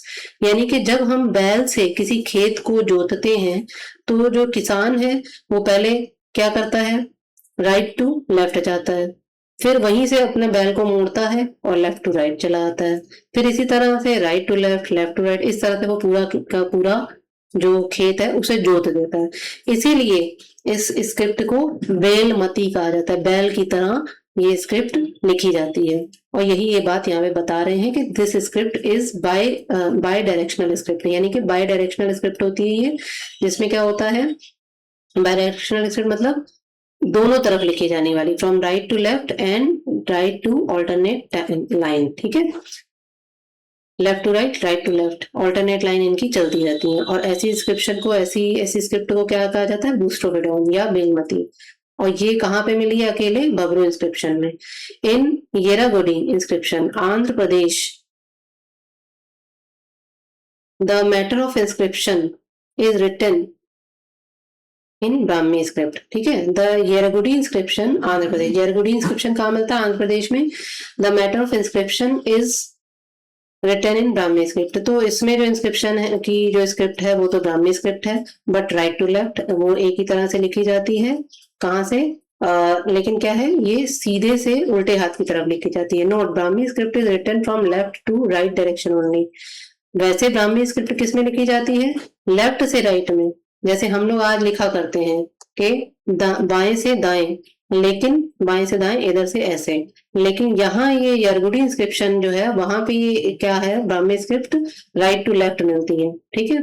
इसीलिए इंपॉर्टेंट हो जाती है बातें, जो थोड़ा सा भी कुछ अलग होगा वहां बात इंपॉर्टेंट हो जाती है, वो नाम इंपॉर्टेंट हो जाता है। In 4 Ashokan inscription found from Maski, Gujarra, Nittur, Udegolam, the word Ashoka is used for him. अब अशोक के 4 इंस्क्रिप्शन हैं, कौन से, मस्की, गुर्जर, नेतूर और उदयगोलम, जिसमें अशोक नाम यूज हुआ है, ठीक है। Babru inscription is the only Ashokan inscription in which Mauryan king Ashoka called himself Magadharaj. उस समय मगध का मतलब वो था बोलबाला, और मगध पे ही चंद्रगुप्त मौर्य ने जीत हासिल की थी। तो उनका जो पौत्र अशोक था उसने अपने आप को क्या कहा है, मगधराज, मतलब मगध का राजा हूँ, राजा ऑफ मगध। तो ये उन्होंने कहाँ लिखा है, बब्रू इंस्क्रिप्शन में, ठीक है। ये छोटे छोटे सवाल यहाँ से बन जाते हैं। तो ये अभी नॉर्थ इंडियन इंस्क्रिप्शन में हमने मॉडर्न इंस्क्रिप्शन में अशोक इंस्क्रिप्शन पढ़ रहे हैं, ठीक है। अब आगे क्या है, अशोकन जूनागढ़। अशोक के बहुत सारे 40 इंस्क्रिप्शन मिल चुके हैं, तो उसमें से कुछ इंपॉर्टेंट हम लोग चला रहे हैं। अब अशोक का जूनागढ़ इंस्क्रिप्शन, यानी कि गिरनार में, Girnar major rock edict is the inscription on which later Saka ruler Rudradaman 130 से 50 AD and Gupta ruler Skandagupta और 55 से 67 एडी इंस्क्राइब देयर इंस्क्रिप्शंस। तो क्या हुआ कि अशोक का जो जूनागढ़ का इंस्क्रिप्शन है, जो कि गिरनार गुजरात में पाया जाता है, वो मेजर रॉक एडिक्ट है। तो इस इंस्क्रिप्शन में क्या मिलता है कि बनवाया ओरिजिनली तो अशोक ने, फिर बाद में जो शक रूलर रुद्रदमन आए, उन्होंने भी वहां पे क्या किया था, एक नहर की जो वो थी, मतलब उस नहर को उन्होंने ठीक करवाया था, तो उसके बारे में उन्होंने अपना नाम भी बीच में ऐड कर दिया उसी इंस्क्रिप्शन पे। फिर गुप्त रूलर स्कंदगुप्त आए, उन्होंने भी अपना नाम इसमें इंस्क्राइब करवा दिया कि हम भी थे कभी, ठीक है। तो इस इंस्क्रिप्शन से 3 राजाओं की जानकारी मिलती है और इसी तरह से क्वेश्चन बन के आता भी है, ठीक है। अशोकन इलाहाबाद पिलर, इलाहाबाद पिलर आ गए। अब देखिए, अभी तक इंस्क्रिप्शन चल रहे थे, अब पिलर्स आ गए। अशोक के जो इलाहाबाद से पिलर एडिक्ट मिली है, is the inscription on which the inscription of 4 persons are inscribed. तो अशोका के इलाहाबाद पिलर एडिक्ट से क्या क्या मिलता है, हमें 4 पर्सन्स के नाम मिलते हैं, अशोका, कारुबाकी, समुद्रगुप्त और जहांगीर, ठीक है। The first discovered inscription of Ashoka is Meerut Delhi pillar addict. सबसे पहला इंस्क्रिप्शन कहाँ से मिला था, मेरठ और दिल्ली के क्षेत्र में जो मिला था, Meerut Delhi pillar edict, which was discovered in 1750 AD by Joseph Tieffenthaler. Joseph Tieffenthaler ने इनको खोजा था, an European Jesuit missionary and geographer, ठीक है, जो यूरोप के जीस्यूट मिशनरी था और जोग्राफर भी था। तो उसने क्या किया, उसने ये बताया था कि सबसे पहले हमें मेरठ दिल्ली पिलर एडिक्ट मिला था। Ashokan inscriptions are generally written in Brahmi script and Prakrit language. जो अशोकन की ज्यादातर जितनी भी स्क्रिप्ट है, तो यही ब्राह्मी स्क्रिप्ट ही तो वो की गई थी, डिसाइफर की थी, ठीक है। किसने की थी, जेम्स प्रिंसेप ने, और प्राकृत लैंग्वेज में और ब्राह्मी स्क्रिप्ट में ये लिखे गए हैं। दो Prakrit was the language use in Ashokan inscription. जो कि प्राकृत लैंग्वेज है, वो अशोकन के इंस्क्रिप्शन में यूज हुई है। The script varied from region to region, यानी जो क्षेत्र बाय क्षेत्र अगर बात की जाए तो ये जो लैंग्वेज प्राकृत यूज हुई है ये बदलती है। Brahmi script in eastern India, अगर ईस्टर्न इंडिया में बात की जाए तो ब्राह्मी स्क्रिप्ट यूज होती है। Kharosthi script in north western India, देखो खरोष्टी स्क्रिप्ट बेटा अफगानिस्तान की तरफ ज्यादा मिलती है, तो यही बात वो कह रहे हैं कि नॉर्थ वेस्टर्न साइड में खरोष्टी मिलती है, ईस्टर्न साइड में ब्राह्मी मिलती है। ग्रीक एंड आरामिक स्क्रिप्ट मिलती है पूरा प्रॉपर वेस्टर्न इंडिया में, यानी कि प्रॉपर उधर अफगानिस्तान से भी आगे निकल जाओ ग्रीक की तरफ, ग्रीस की तरफ, वहां पे ये स्क्रिप्ट मिलती है। ठीक है। इन मनसेरा एंड शाहबाजगढ़ी, ठीक है, Mansehra and Shahbazgarhi both in Pakistan, ये दोनों मंशेरा और शाहबाजगढ़ी पाकिस्तान में है, ये इंस्क्रिप्शन है। अब पाकिस्तान से आगे बेटा निकलते जाओगे तो अपने आप ही समझ में आता जाएगा कि लैंग्वेज कौन सी होती जाएगी, खरोष्टी होती जाएगी। Script that is written from right to left. अब क्या है कि मंशेरा और शाहबाजगढ़ी जो इंस्क्रिप्शन हमें मिले हैं पाकिस्तान में दोनों मिले हैं, और इनमें स्क्रिप्ट खरोष्टी यूज हुई है। और खरोष्टी स्क्रिप्ट कैसे चलती है, राइट टू लेफ्ट, यानी कि इधर से इधर, ठीक है, राइट टू लेफ्ट। इन शाराई कुना कांधार अफगानिस्तान, अब अफगानिस्तान में बेटा चले जाओगे, पाकिस्तान में हमें मिलेगी इंस्क्रिप्शन खरोष्टी मिलेगी, उससे भी आगे अफगानिस्तान में चले जाएंगे तो हमें कौन सी स्क्रिप्ट मिलेगी, ग्रीक एंड आर्मेइक स्क्रिप्ट मिलेगी। तो शाराई कुना कांधार अफगानिस्तान में मिलता है जिसमें हमें ग्रीक और आर्मेइक स्क्रिप्ट मिलती है। Devadatta Ramakrishna D.R. Bhandarkar has written a book Ashoka. अब देवदत्त रामकृष्ण भंडारकर इन्होंने एक बुक लिखी है अशोका, पब्लिश इन 1925, 1925 में पब्लिश हुई थी, which is based only in the inscriptions of Ashoka, जिसमें बस सिर्फ यही बताया गया है कि अशोका के कौन कौन से इंस्क्रिप्शंस कहाँ कहाँ पाए गए हैं। ठीक है। अब दशरथास नागार्जुनी केव इंस्क्रिप्शन, ठीक है।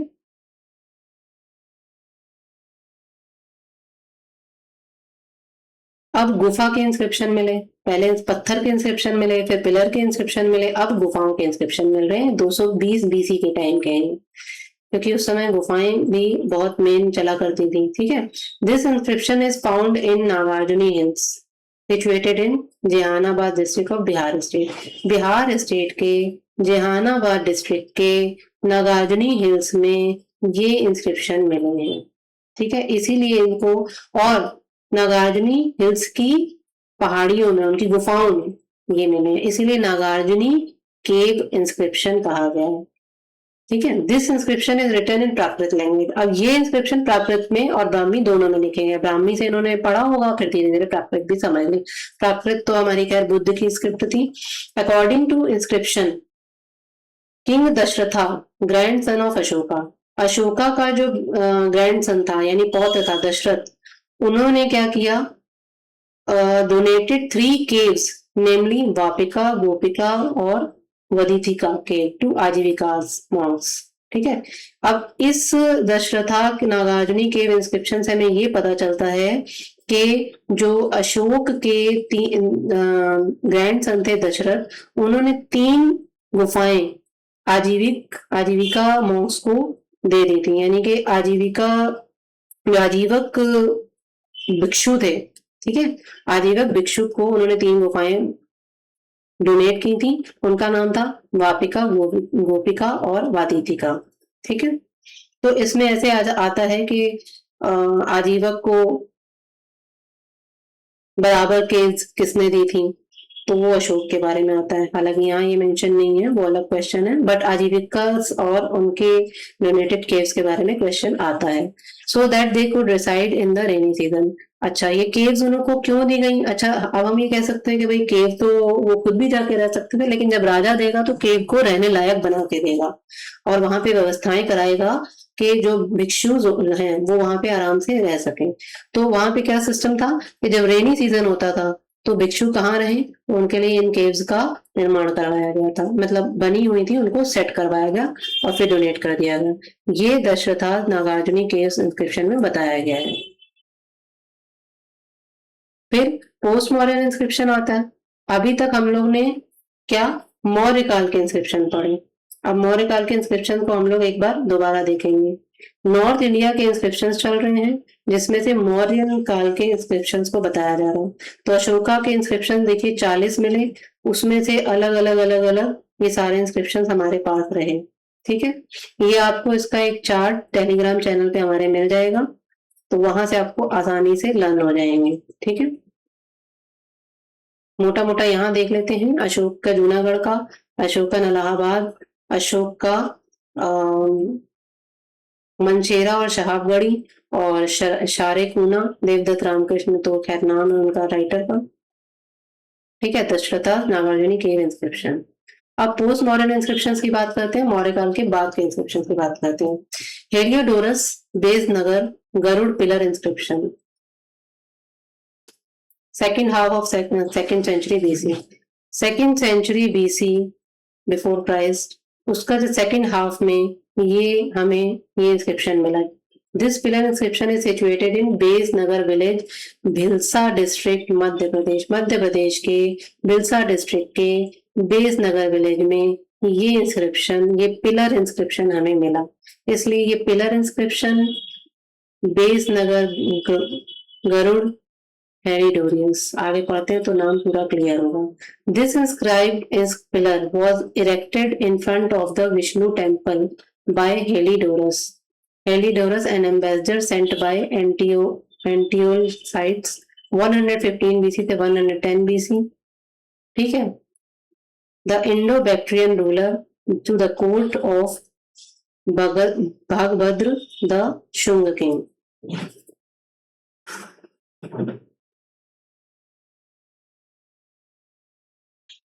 अब ये जो इंस्क्रिप्शन है, पिलर इंस्क्रिप्शन, ये कहाँ है? Was erected in front of Vishnu temple. Vishnu temple के सामने ये पिलर हमें मिलता है। ठीक है, किसके द्वारा? हेलियोडोरस के द्वारा। हेलियोडोरस कौन था? An ambassador sent by Antialcidas the Indo Bactrian ruler. जो इंडो बैक्ट्रियन मतलब भारत और बैक्ट्रिया का जो मिला के एक रूलर था जिसका नाम था एंटियोसाइट्स, उसने अपना एक दूत भेजा था हेलियोडोरस। ठीक है, किसके दरबार में? शुंग किंग भगभद्र। ठीक है, भागभद्र के यहाँ पे उन्होंने ये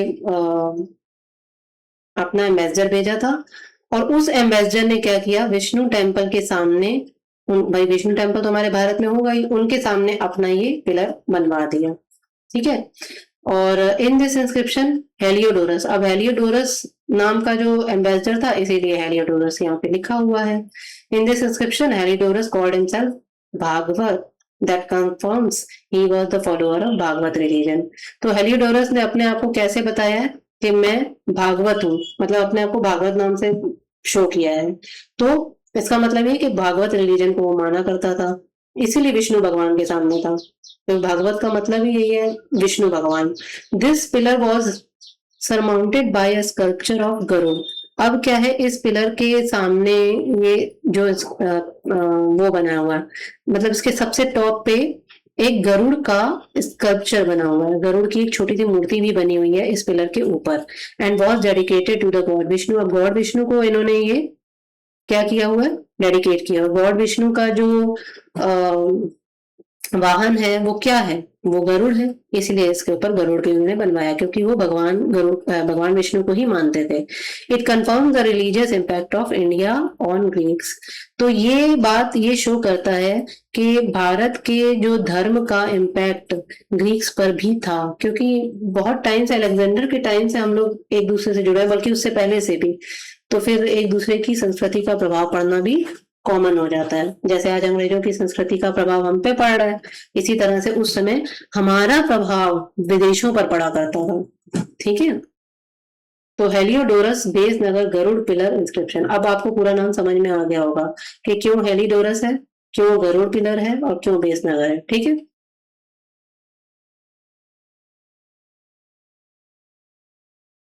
धाना Dev's Ayodhya stone inscription first century BC में मिला था। It is carved on a stone piece. ये एक स्टोन पीस, एक पत्थर के बड़े टुकड़े पे इसको कार्व्ड आउट किया गया है, which is 1 kilometre away from Ayodhya Nagar in Basti district of Uttar Pradesh state. Uttar Pradesh के बस्ती डिस्ट्रिक्ट में, जो कि अयोध्या नगर से 1 किलोमीटर अवे है।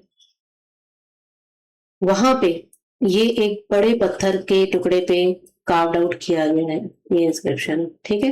अयोध्या कौन कौन गया है?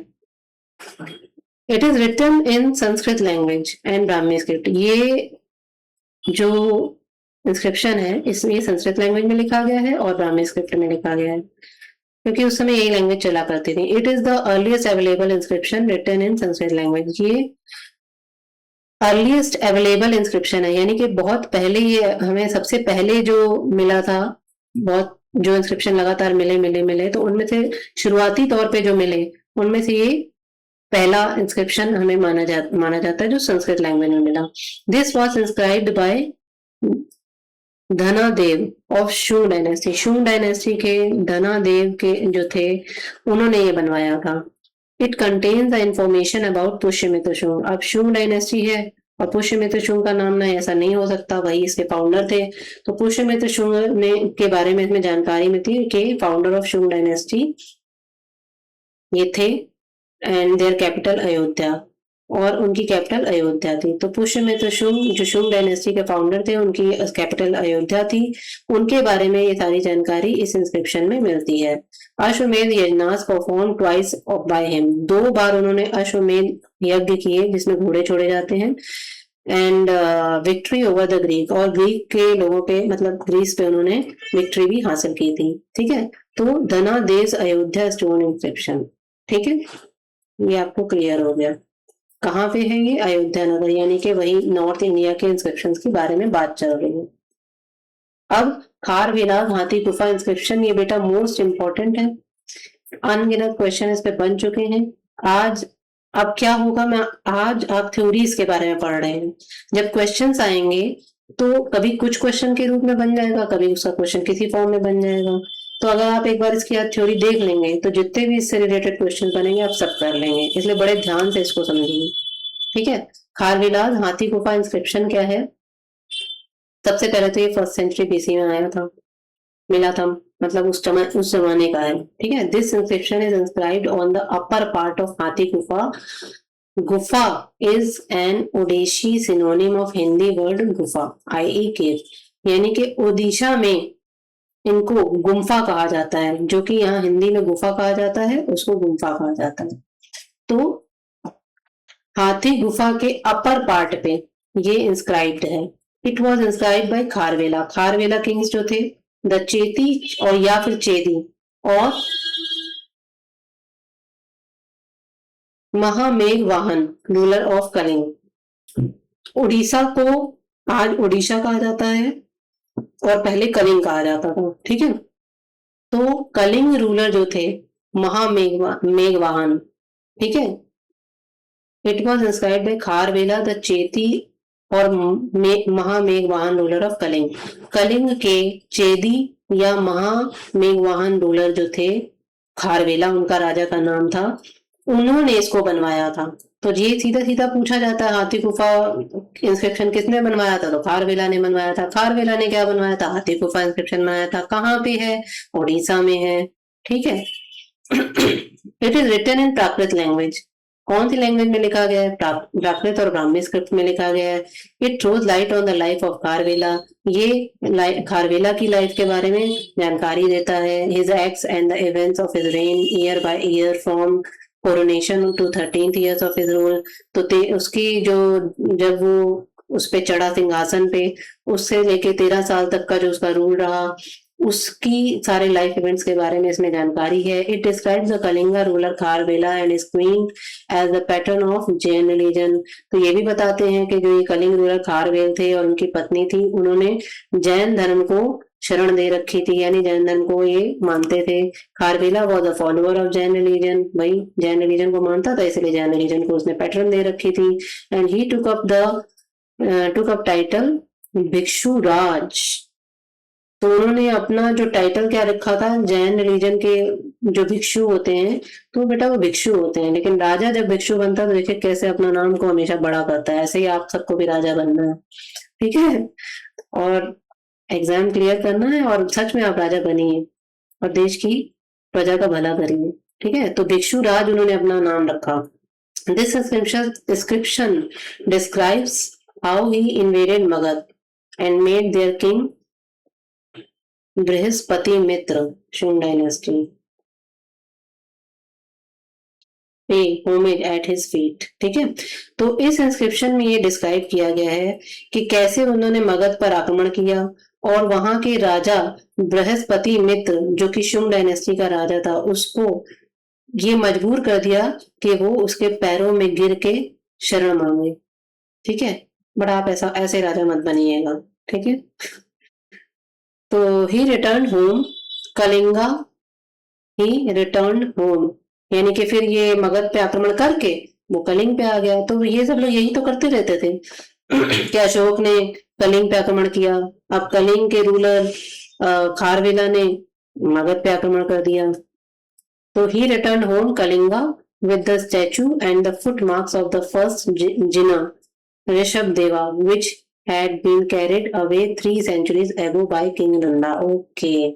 तो अब ये जो आक्रमण था ना, इसका कहीं ना कहीं कारण ये भी रहा होगा कि जो किंग नंद था, थे नंद वंश के जो किंग थे, जब उन्होंने वो मगध के थे, उन्होंने जब कलिंग पे आक्रमण किया तो 3 सेंचुरीज पहले वो यहाँ से ऋषभ देव के जो फर्स्ट जिना थे यानी कि उनके स्टैचू और उनके फुटमार्क्स वो यहाँ से ले गए थे। तो फिर जब वो मगध पे गया, मगध के राजा को इसको बृहस्पति मित्र को हराया, तो वहां से वापस लौटते समय वो ये सारे फुटमार्क्स वगैरह अपने साथ वापस कलिंग ले आए। ठीक है, the important points among other details of the inscriptions are extension of the old canal. अच्छा, इतने सारे इंपॉर्टेंट जो पॉइंट्स बताए गए हैं, अदर डिटेल्स दी गई हैं इंस्क्रिप्शन में, उसमें क्या है, the important points among other details of the inscriptions are extension of the old canal excavated by king Nanda up to the capital Kalinga, वाओ, फ्रॉम ताना सुलिया। ठीक है, ताना सुलिया से लेके Kalinga up to the capital Kalinga, Kalinga तक जो एक नदी जो एक कैनाल थी जो खुदाई करवाई गई थी जिसकी नंद द्वारा, उसका फिर विस्तार किया गया था, एक्सटेंशन किया गया था। Construction of Mahavijaya palace construct. अच्छा ठीक है, ये बात आपको समझ में आ गई कि इंपॉर्टेंट थिंग्स जो पहले ये तो बताई गई ऊपर वाली, साथ में ये भी बताया गया कि कलिंग से लेके ताना सुलिया तक जो ओल्ड कैनाल थी उसका एक्सटेंशन भी करवाया गया। फिर कंस्ट्रक्शन ऑफ महाविजय पैलेस की भी कंस्ट्रक्शन कराया गया। फिर कंस्ट्रक्शन ऑफ लार्ज टेम्पल और भुवनेश्वर का ये लार्ज टेम्पल जो उड़ीसा में है इसका भी कंस्ट्रक्शन कराया गया। ये सब की जानकारी हमें खारवेला इंस्क्रिप्शन से मिलती है। In this inscription he called himself Chakravarti ruler. तो खारवेला ने अपने आप को चक्रवर्ती रूलर माना है। भाई मगध के सम्राट को उस समय जो हरा देता था वो तो चक्रवर्ती हो गया क्योंकि मगध एक बहुत बड़ा राज्य था। This is the first inscription in which the word Bharatvarsh is mentioned. Wow, ये सबसे पहला इंस्क्रिप्शन है जिसमें हमें भारतवर्ष वर्ड मिलता है। ठीक है, भारतवर्ष वर्ड सबसे पहले कहाँ मिलता है? खारवेला के हाथी गुफा इंस्क्रिप्शन में।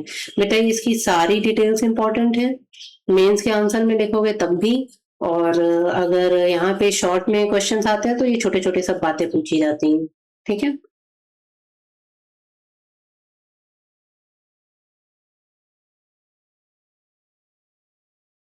खारवेला के बाद अभी भी नॉर्थ के ही चल रहे हैं, नॉर्थ इंस्क्रिप्शन चल रहे हैं। तो Naganika Naneghat cave inscription second half of first century BC. First century के सेकंड हाफ में जो ये इंस्क्रिप्शन मिला था, this inscription is found from a cave of Naneghat in Poona district of Maharashtra state. Maharashtra state के पूना जिले के नानाघाट के गुफाओं में ये इंस्क्रिप्शन मिला था।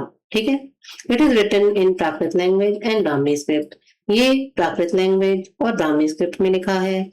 It was inscribe by Satavahana ruler Satakarni's wife Naganika who was a daughter of Maharathi of Maharashtra. ठीक है, तो it was inscribe by Satavahana ruler Satakarni's wife Naganika. तो सातवाहन जो रूलर थे उसके सातवाहन रूलर शतकर्णी थे, फेमस रूलर हैं। उनकी वाइफ नागनिका थी। उनकी अच्छा, शतकर्णी और नागनिका की बेटी जो थी महारथी ऑफ महाराष्ट्र, ठीक है, महाराष्ट्र की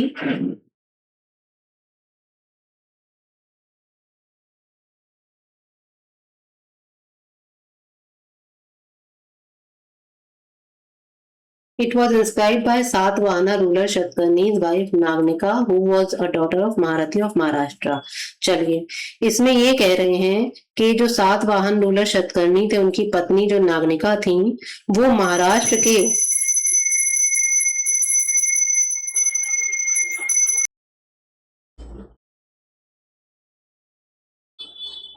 महारथी, जो महाराष्ट्र के राजा महारथी थे, उनकी डॉटर, उनकी बेटी जो थी नागनिका, वही शतकर्णी जी की वाइफ थी, ठीक है। और उन्होंने ये इंस्क्राइब्ड करवाया था। It throws light on achievements of Satakarni's 20 BC. अब देखिए क्या है, ये लाइट किस पे डालती है? शतकर्णी जी के जीवन पे डालती है। It is in this inscription Satakarni is called Apratihata Chakra, Dakshinadhipati, ठीक है। तो धन ऑफ सिमुक वंश एक्सेट्रा। ये क्या क्या, ये इंस्क्रिप्शन जो है Satakarni, in this inscription Satakarni ji को क्या क्या कहा गया है? अप्रतिहत चक्र, दक्षिणाधिपति, धन ऑफ सिमुक वंश, ये सब के नाम से इनको पुकारा गया है। इट मेंशंस यजनास, यानी कि यजनास मतलब यज्ञ कराते थे, यज्ञ इंग्लिश में सेक्रीफाइस बोला जाता है उसको। अश्वमेध यज्ञ 2 बार कराया गया।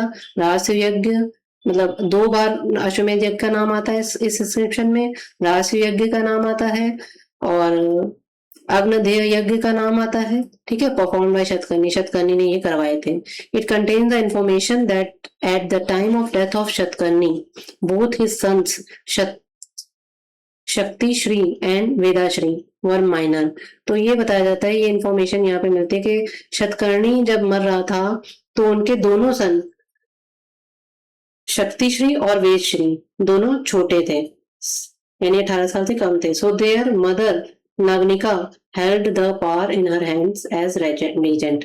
तो उनकी जो माँ थी, उन्होंने फिर सारी शक्ति को अपने हाथों में संभाल लिया था और एक राज्य को चलाना शुरू किया था।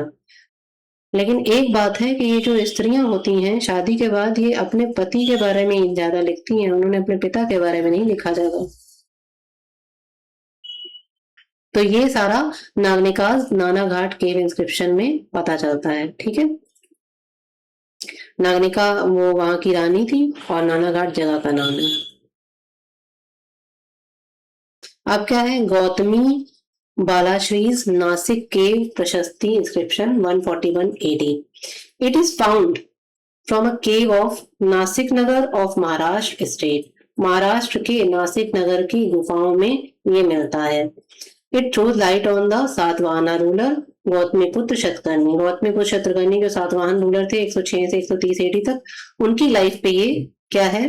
प्रकाश डालता है। It was inscribed in 141 AD by his mother Gautami Balashri in the reign of Vashishthiputra Pulumavi, ठीक है।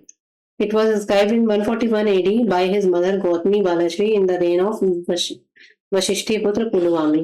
तो वशिष्ठी पुत्र पुलुवामी का जब राज्य चल रहा था, उसमें जो इनकी गौतमी पुत्र शतकर्णी की माँ थी गौतमी बालाश्री, उन्होंने ये बनवाया था, ठीक है।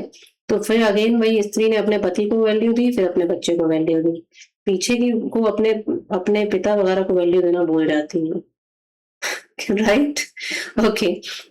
Due to this reason, this inscription is sometimes known as Vashishti पुत्र पुलवामीज नासिक प्रशस्ति इंस्क्रिप्शन। इसीलिए इस कारण से इस इंस्क्रिप्शन को कभी कभी वशिष्ठी पुत्र पुलवामीज नासिक प्रशस्ति इंस्क्रिप्शन भी बुलाया जाता है। This inscription throws light on victories of Gautamiputra Satakarni की जितनी भी विक्ट्रीज थी वो उसके बारे में इसमें बताया गया है। And is devotion towards the religion, और धर्म के प्रति उसका कितना डिवोशन था, वो कितना धार्मिक था, ये भी बताया गया है। According to the inscription he took up the title of Khatiya Dapa मान मदनास, ठीक है। खतिया दाप मान मदनास और साग के यवन, पलहव, मेसुदानमन, मेसुदाननम, खाकरात, वस, निरावसस, करस। नाम ही इतने सुंदर सुंदर हैं, आप याद कैसे करेंगे? ठीक है। खाकरात, वस, निरावसस, खरस। सातवाहना, कुला, यस, पति, पतितापन, करस, एटसेट्रा। ठीक है, ये सारे नाम क्या है? According to inscription he took up the title. ये सारे उसने टाइटल लिए थे अपने नाम के आगे, बड़े बड़े। ठीक है। He also took up the title of Trisamudra toya pita vahana. 7 वाहन तो थे ही, साथ में त्रिसमुद्र तोया पिता वाहन भी थे। आई, इसका मतलब क्या होता है? One whose horses drank the waters of 3 seas in the east, west and south. ठीक है। इनके बारे में ये बहुत फेमस था कि इनके घोड़े ने तीनों समुद्र का पानी पी रखा है, ईस्ट, वेस्ट और साउथ का। Identified as the Bay of Bengal. अच्छा, ये तीनों कौन से हैं? बे ऑफ बंगाल ईस्ट में, और अरब वेस्ट में, अरेबियन सी, और इंडियन सी हमारा साउथ में। तो इन तीनों समुद्र का पानी इनके घोड़े ने पी रखा है, मतलब ये खुद भी यहाँ यहाँ गए और ये सारे जगह को उन्होंने जीत रखा था। ठीक है, इसलिए इनका नाम, ये चीज इसमें डिस्क्राइब की गई है। गौतमीज Balashri Nashik cave Prashasti inscription. Mathura stone pillar inscription of Havishka's time 106 AD. It is inscribed on the pillar found from a red well. ठीक है, it is inscribed on the pillar found from a red well near 84 Jain temple at Mathura in Mathura district of Uttar Pradesh state. Uttar Pradesh के Mathura district के मथुरा में 84 Jain temple में के पास एक लाल कुएं में ये पिलर फाउंड हुआ। लाल कुएं के पास ये पिलर फाउंड हुआ जिसके ऊपर कुछ लिखा हुआ था। फिर उसको इन्होंने ढूंढ लिया। At present this inscription is conserved in Mathura museum. तो ऑब्वियस ही बात है, मथुरा में है तो मथुरा म्यूजियम में इसको प्रेजेंट में कंजर्व करके रखा हुआ है, संभाल के रखा हुआ है। It is written in Prakrit language and Brahmi script. एक चीज तो आई गई है कि कुछ ना समझ में आए तो प्राकृत और ब्राह्मणी को तो पकड़ ही लीजिए कि इसकी स्क्रिप्ट ये थी। मोटी मोटी लगभग सब में यही चल रही है। किसी किसी में खरोष्टी है, खरोष्टी आपको मालूम ही है, पाकिस्तान की साइड है। ठीक है, तो इधर की साइड जो आपको मिलेगी वो ज्यादातर प्राकृत और ब्राह्मणी में मिलेगी। अफगानिस्तान की स्क्रिप्ट कौन सी थी, ये फटाफट रिकॉल करिए और कमेंट में लिखिए। It was inscribed by a donor namely Sarkaman of Kushans ruler Huvishka's time. ठीक है, it is inscribed by a donor namely Sarkaman of Kushans ruler Huvishka's. तो कुशान रूलर हविष्का के टाइम पे ये जो साराकमान था उसने इसको बनवाया था। It states a chief who deposited money as a akshayanivi, i.e. permanent amount whose interest only can be spent, not the principal। अच्छा, तो it states a chief who deposited money as Akshanivi to a guild of floor millers for the maintenance of 100 Brahmins out of the monthly interest on it। अच्छा, तो ये जो एक व्यक्ति था, it states a chief, एक chief था, प्रमुख व्यक्ति, हु डिपॉजिटेड मनी, जो मनी को डिपॉजिट करता था। किस तरह से डिपॉजिट करता था? अक्षनिवी के रूप में। और अक्षनिवी का मतलब ये होता है कि परमानेंट अमाउंट, एक ऐसा उसने परमानेंट अमाउंट डाल दिया है कहीं पे, मतलब डिपॉजिट कर दिया है जिसके जिसके प्रिंसिपल को बिल्कुल छेड़छाड़ नहीं की जा सकती, प्रिंसिपल को स्पेंड नहीं किया जा सकता, यानी कि उसका जो मूल पैसा है, मूलधन है, उसको नहीं वो स्पेंड कर सकते। उससे आने वाली ब्याज को ही केवल वो खर्च करेंगे। जैसे आज की डेट में 1 करोड़, 4 करोड़, 5 करोड़ आप लगा दीजिए, तो ये मूलधन को आप मत छेड़िए, उससे आने वाली ब्याज ही इतनी ज्यादा होगी कि 50-60 हजार आप आराम से खाते रहिए, अपना जीवन चलाते रहिए। तो इतना आपको कमाना है, लेकिन ईमानदारी से कमाना है। अब ईमानदारी से आप कर सकते हैं, आज की डेट में भी ईमानदारी की वैल्यू तो है ही है। तो ये क्या है? ये जो अक्षनिवी है,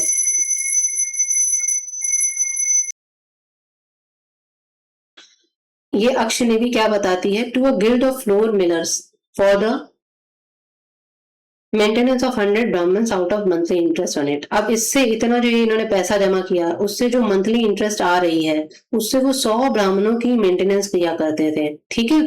the last time of this inscription states, the last line of this inscription states that the pious fruit of this grant firstly goes to the king हविष्का।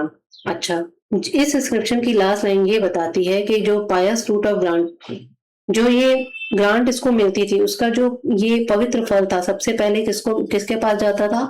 हविष्का के पास जाता था। It displays the respect to the king in the minds of general people. तो ये क्या बताती है कि भाई हम सबसे पहले जो हमारे पास जो भी हम अपने पास हमारे पास है, उसका एक पार्ट हम सबसे पहले किसको दे रहे हैं? अपने राजा को दे रहे हैं। तो उसका इससे क्या वो शो करते थे? जनरल पीपल राजा के प्रति अपनी रिस्पेक्ट शो करते थे। तो ये मथुरा स्टोन पिलर इंस्क्रिप्शन में ऑफ हविष्कास टाइम ये बताया गया है। अब क्या है? Ushavadata's Nasik cave inscription, ये 1st सेंचुरी एडी में मिला। It is inscribed in Das Dasami cave of Pandulena in Nasik city of Maharashtra state. Maharashtra state के नासिक सिटी के पांडुलेन में दसमी केव में ये इंस्क्राइब्ड है। It is written in Prakrit language. वही देखिए, 2 लैंग्वेज मिली हुई है, प्राकृत और ब्राह्मी में है। It was inscribed by Ushavadata, son in law of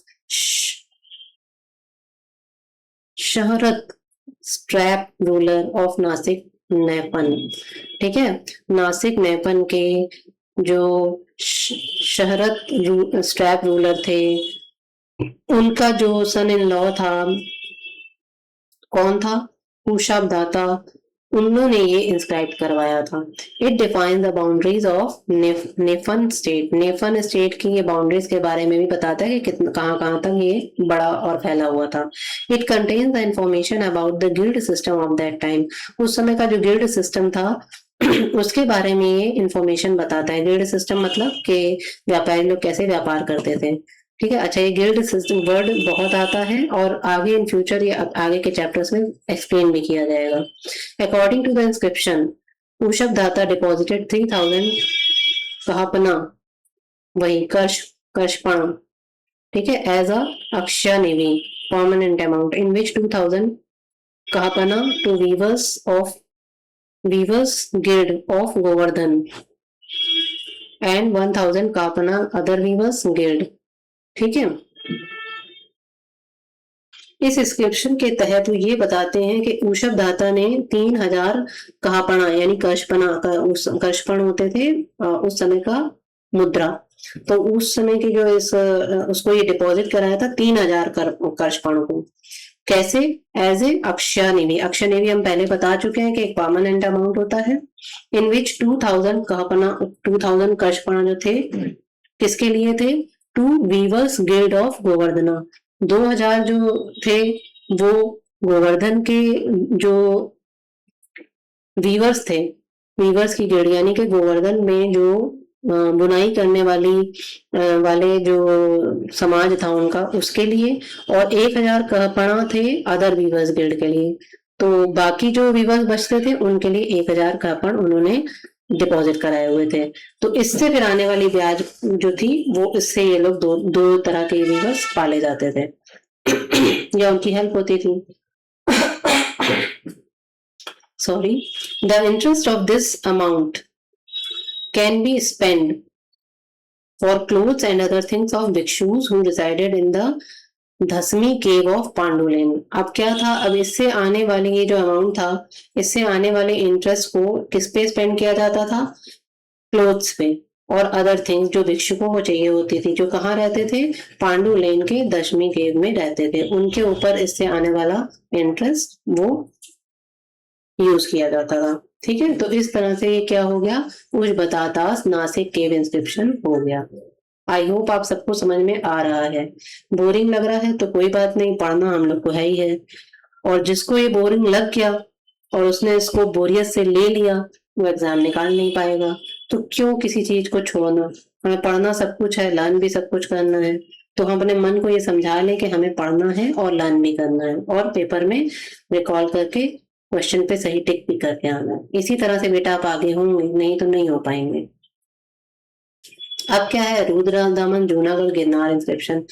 the most important description इतना आता है कि आपको रटा हुआ होना चाहिए, क्योंकि सब बच्चों को रटा हुआ है। आप फ्रेशर है तो आप ध्यान से देखिए। It is inscribed on a stone piece, वही स्टोन बड़े पत्थर पे इसके बारे में लिखा गया है। Which is situated at Girnar hills near Junagadh city और गुजरात स्टेट। यही सबसे पहले पूछा जाता है कि गुजरात स्टेट में जूनागढ़ सिटी में जो गिरनार हिल्स हैं उसमें एक बड़े पत्थर पे ये इंस्क्राइब्ड है। ठीक है।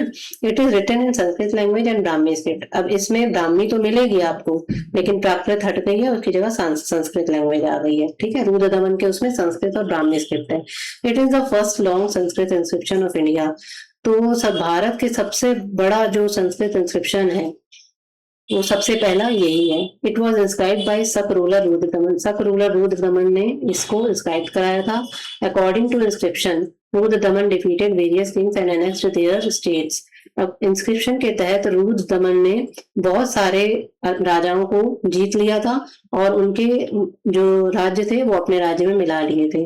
अकारा east Malwa, Avanti west Malwa, Anupa Anarta north Kathiawar, Saurashtra south Kathiawar, Saurashtra south Kathiawar, Shvabhra the region of the Sabarmati, Maru Marwar, Kutch Sindhu east of the lower Indus, Suvira west of the lower Indus, Kukura Aparanta north Konkan and Nishada west Vindhya and Aravalli. यानी कि इतना बड़ा उनका एरिया था रुद्र दमन का।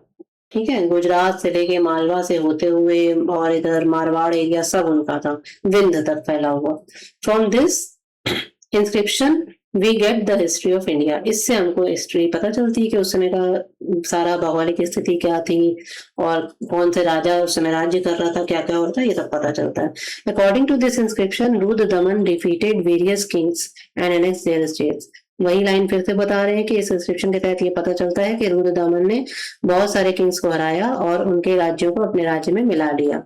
According to this inscription the Sudarshana lake, ये बेटा बहुत इंपॉर्टेंट लाइन आने वाली है। Sudarshan lake which existed from the time of Chandragupta Maurya and Ashoka, Pushyagupta, the provincial governor of Chandragupta Maurya, built the Sudarshan Lake, and Yonraj Tusfaq Iranian, the provincial governor of Ashoka, repaired this lake, burst in the time of Rudradaman. ठीक है। अब ये क्या कह रहे हैं कि इस इंस्क्रिप्शन में सुदर्शन लेक के बारे में जानकारी मिलती है जो चंद्रगुप्त मौर्य और अशोक के टाइम पे एग्जिस्ट करती थी, यानी उन्होंने बनवाई थी। तो पुष्यगुप्त जो कौन थे, पुष्यगुप्त बेटा सब नाम आपको याद करने पड़ेंगे। पूरा पुष्यगुप्त भी बोला जाता है, अशोक भी पूछा जाता है, सब कुछ पूछा जाता है। तो पुष्यगुप्त जो कि चंद्रगुप्त मौर्य के प्रोविंशियल गवर्नर थे, यानी गुजरात के गवर्नर थे पुष्यगुप्त, उन्होंने ये सुदर्शन लेक बनवाई थी। ठीक है। एंड योनराज तुस्पाक जो ईरानियन थे, उन्होंने उन दोनों के संयोजन से ये जो लेक है वो बनी थी। The provincial governor of Ashok repaired this lake. अच्छा, सुदर्शन लेक ये उन्होंने बनवाई पुष्यगुप्त ने, और योनराज तुस्पाक ने क्या किया था कि इसको रिपेयर करवाया था। ठीक है। Burst in time of Rudra दमन, और रुद्र दमन के टाइम पे ये बर्स्ट आउट हो गई थी। There was a lot of destruction, इसका डिस्ट्रक्शन हो गया था, विनाश हो गया था। तो दर्शना बिकेम दुदर्शना। सुदर्शन मतलब उसका जो दर्शन था वो बड़ा सुंदर था, अब वो क्या हो गया दुर्दर्शन, मतलब उसका दर्शन बेकार हो गया, इतना उसका डिस्ट्रक्शन हो गया था।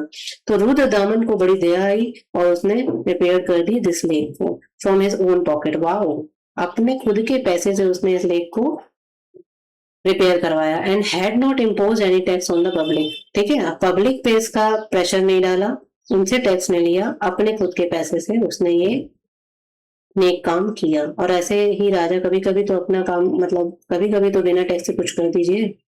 The repairing work was done under the supervision of Suvishakh the provincial governor of Rudra दमन। अब रुद्र दमन का जो प्रोविंशियल गवर्नर उस समय का सुविशाख था, उसके सुपरविजन में ये रिपेयरिंग वर्क हुआ था।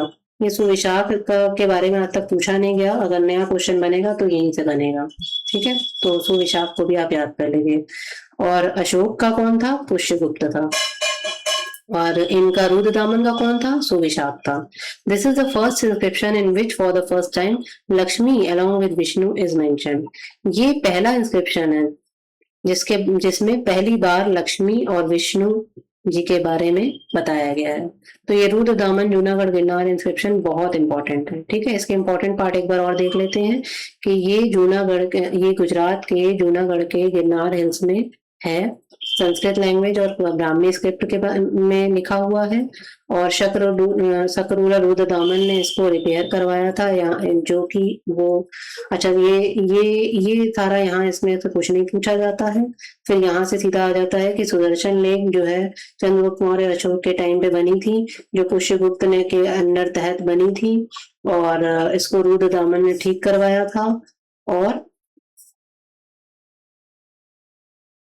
और ये जो सुदर्शन लेक है ये यहाँ गुजरात जूनागढ़ की गिरनार हिल्स में पाई जाती है। ठीक है,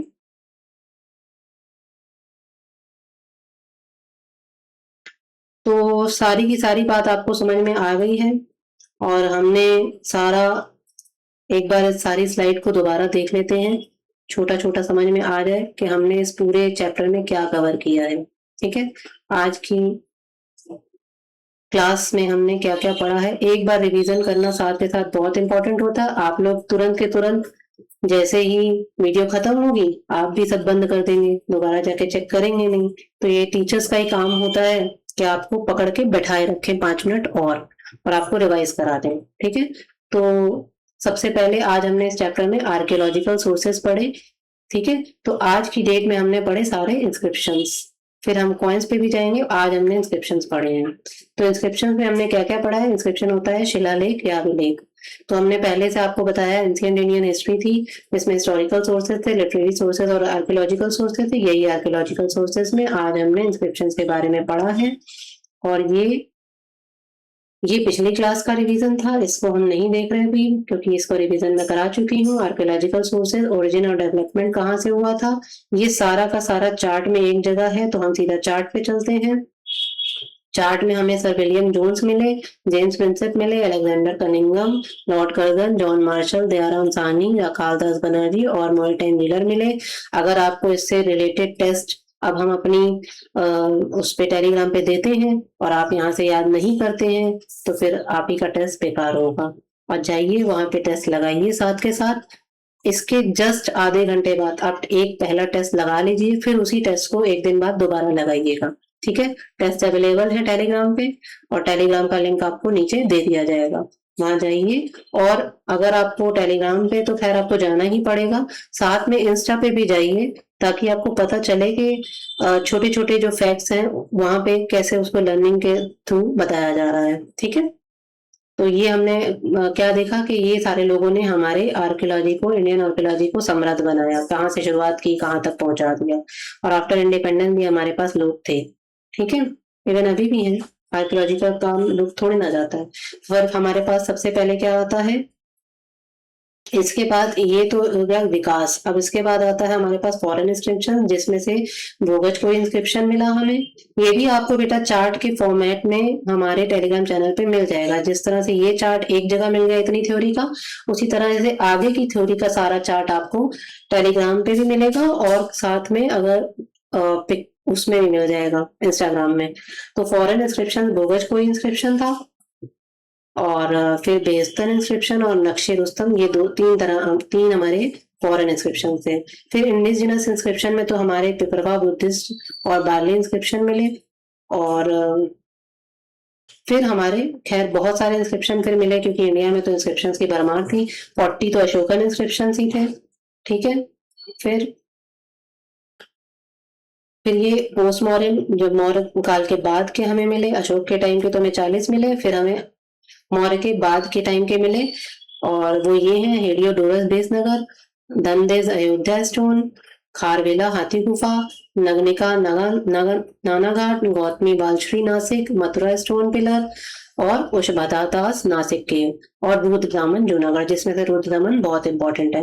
ये पूरा आपको एक चार्ट मिल जाएगा वहां पे, वहां से जाके रिवाइज करिए। ये चार्ट्स बहुत इंपॉर्टेंट है रिवीजन के लिए, इसलिए टेलीग्राम पे जरूर जाकर वहां से अपना डाउनलोड कर लीजिए और अपने उसकी कॉपी भी निकलवा लीजिए, ताकि वहां से आप रोज रोज उसका रिवीजन करते रहें, ताकि पेपर का टाइम जब आए तो आपके पास शॉर्ट में सब कुछ रेडी हो। आपको बैठ के बनाना नहीं है कि अब मैं इसके शॉर्ट्स बनाऊं, ठीक है। और साथ के साथ जो अवेलेबल टेस्ट हैं वो साथ के साथ लगाइए, नहीं तो धीरे धीरे बेटा सब भूल ही जाता है।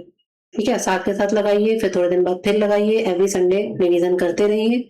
और ठीक है, इसी नोट के साथ आज की ये क्लास मैं खत्म करती हूँ। नेक्स्ट क्लास में नेक्स्ट चैप्टर के साथ मिलते हैं। तब तक खुश भी रहिए और खुश रखिए भी, और साथ में हार्ड वर्क करते रहिए।